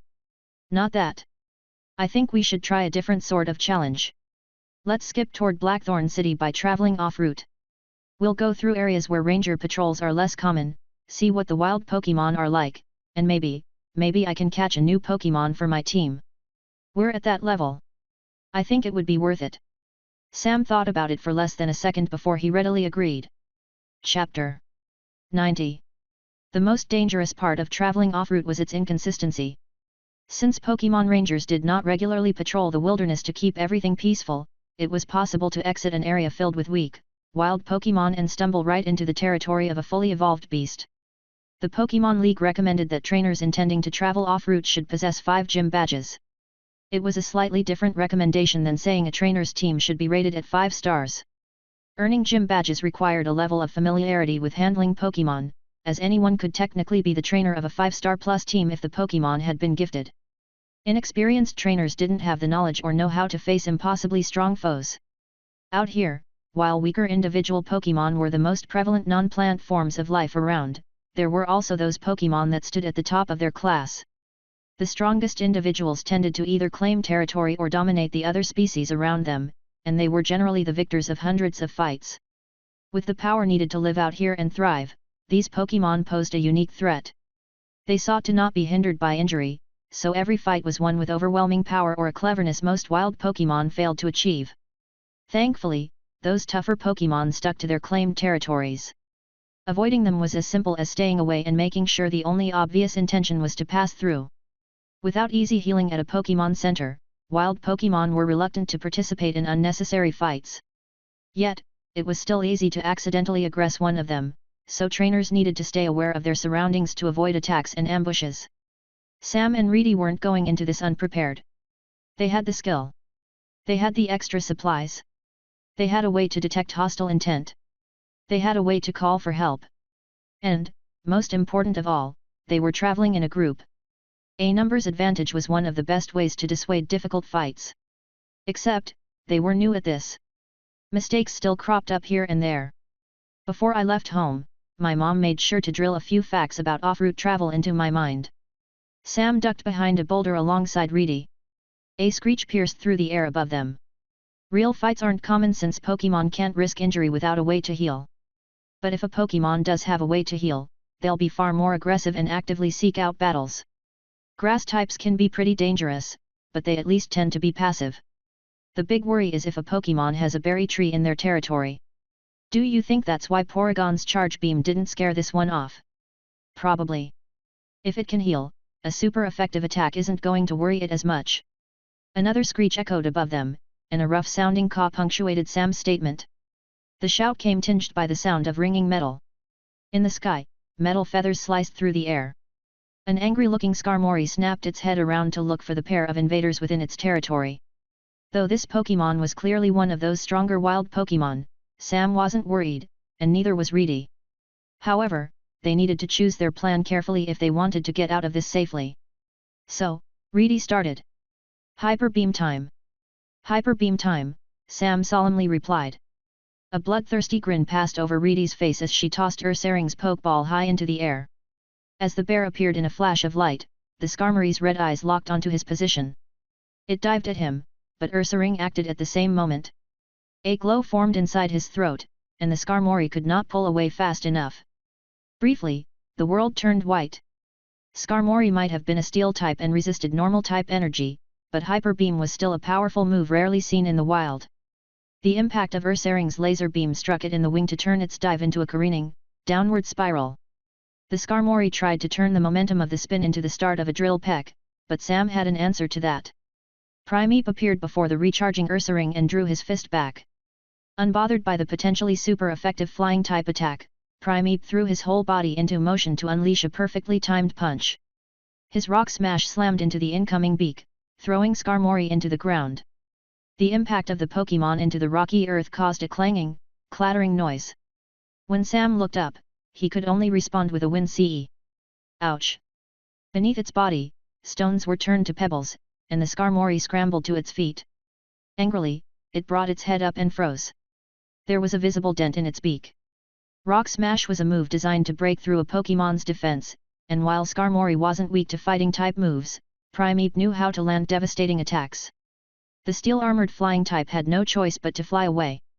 It tried to part with a final, warning caw, but the noise from its mouth came out garbled and unintimidating. At least it's a steel type. Sam said. With the right berry, that dent should definitely smooth out. He paused. Definitely. Probably. Eventually. Due to its injured wing, the Skarmory's flight wobbled. Yet.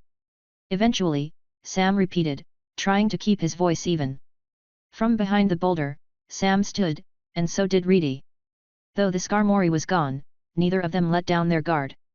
Sam looked around for any other Pokémon who might have thought it was clever to take advantage of the injured winners of this fight. None came. Sam would have tried to do something like that if he was a wild Pokémon. Thankfully, any hidden Pokémon watching seemed to recognize it'd be a dumb idea to try to take any of their stuff. Yeah, I think we need to make our Pokémon more obvious. Haunter and Misdreavus can scare away anything that tries to go after us from the ground, but even with Tibia and Fibula's warning, they can't stop anything from the sky.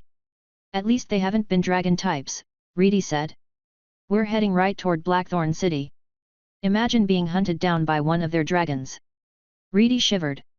Off to the side, Primeape shook his hand with a hiss. No matter how strong he was, punching metal that dense still hurt. However, he seemed more annoyed than in pain.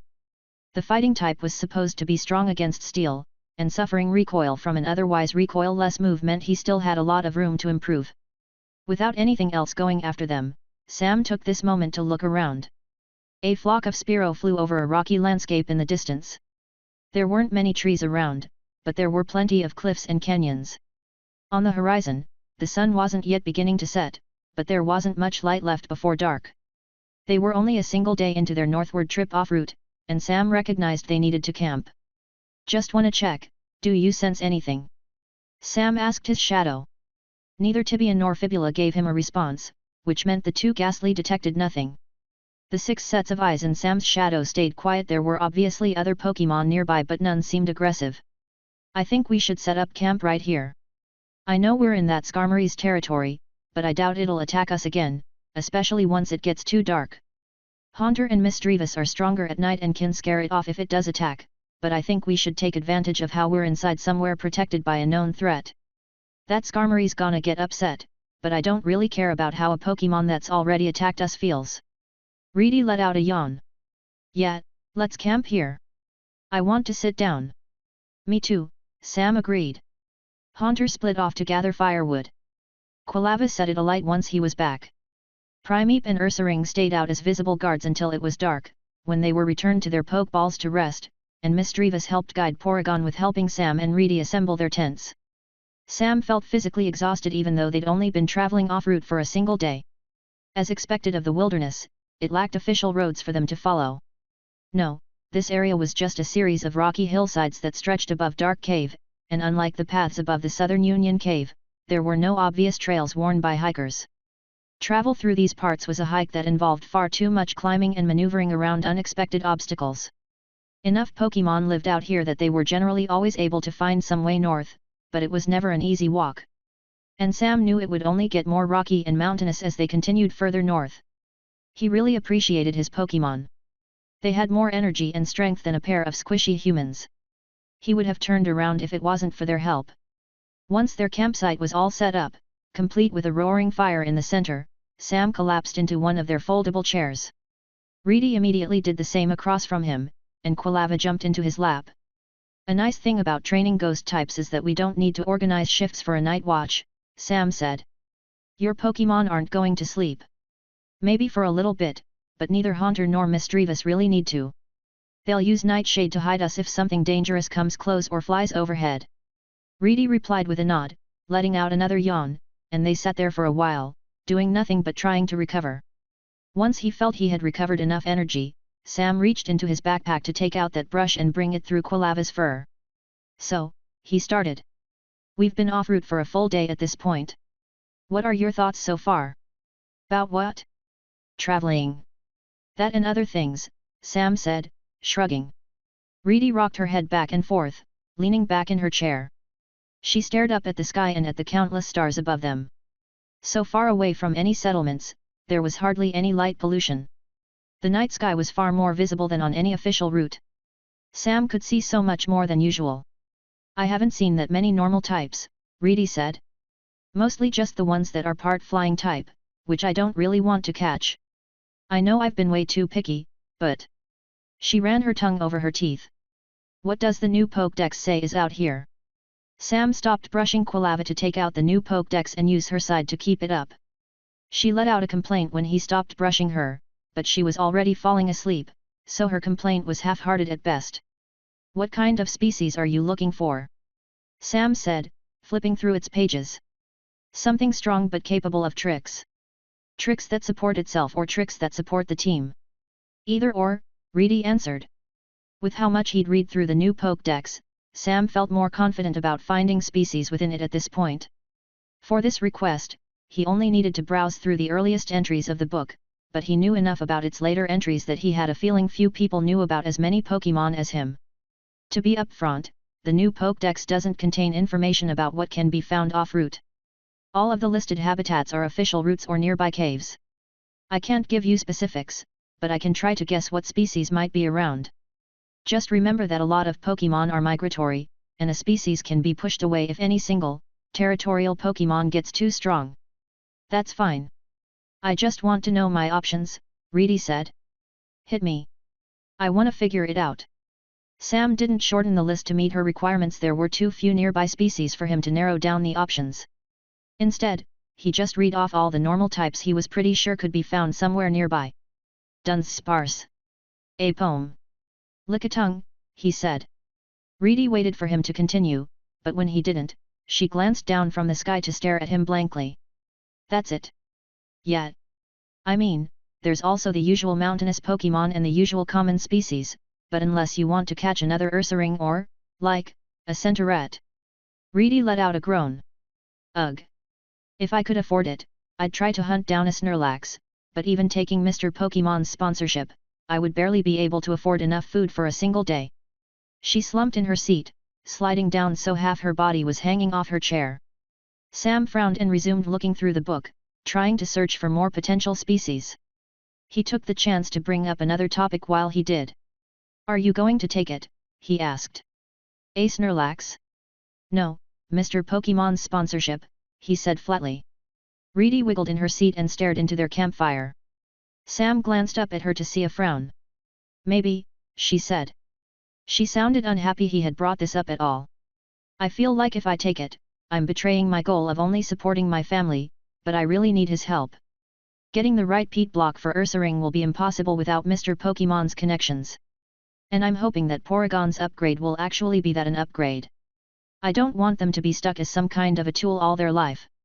If all it takes to get Mr. Pokémon's help is to tell people how I evolved my Pokémon. Porygon was floating next to her, and she raised a hand to rest it on the Pokémon's back.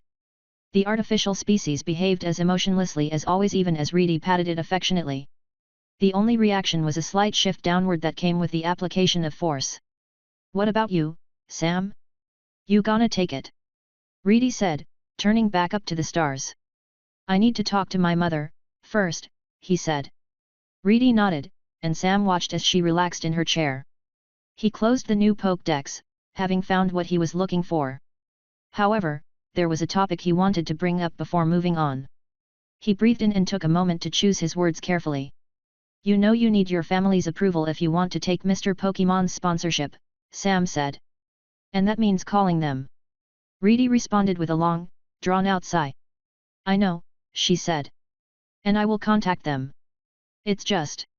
I don't want to hear them get upset. I didn't exactly leave after telling them first.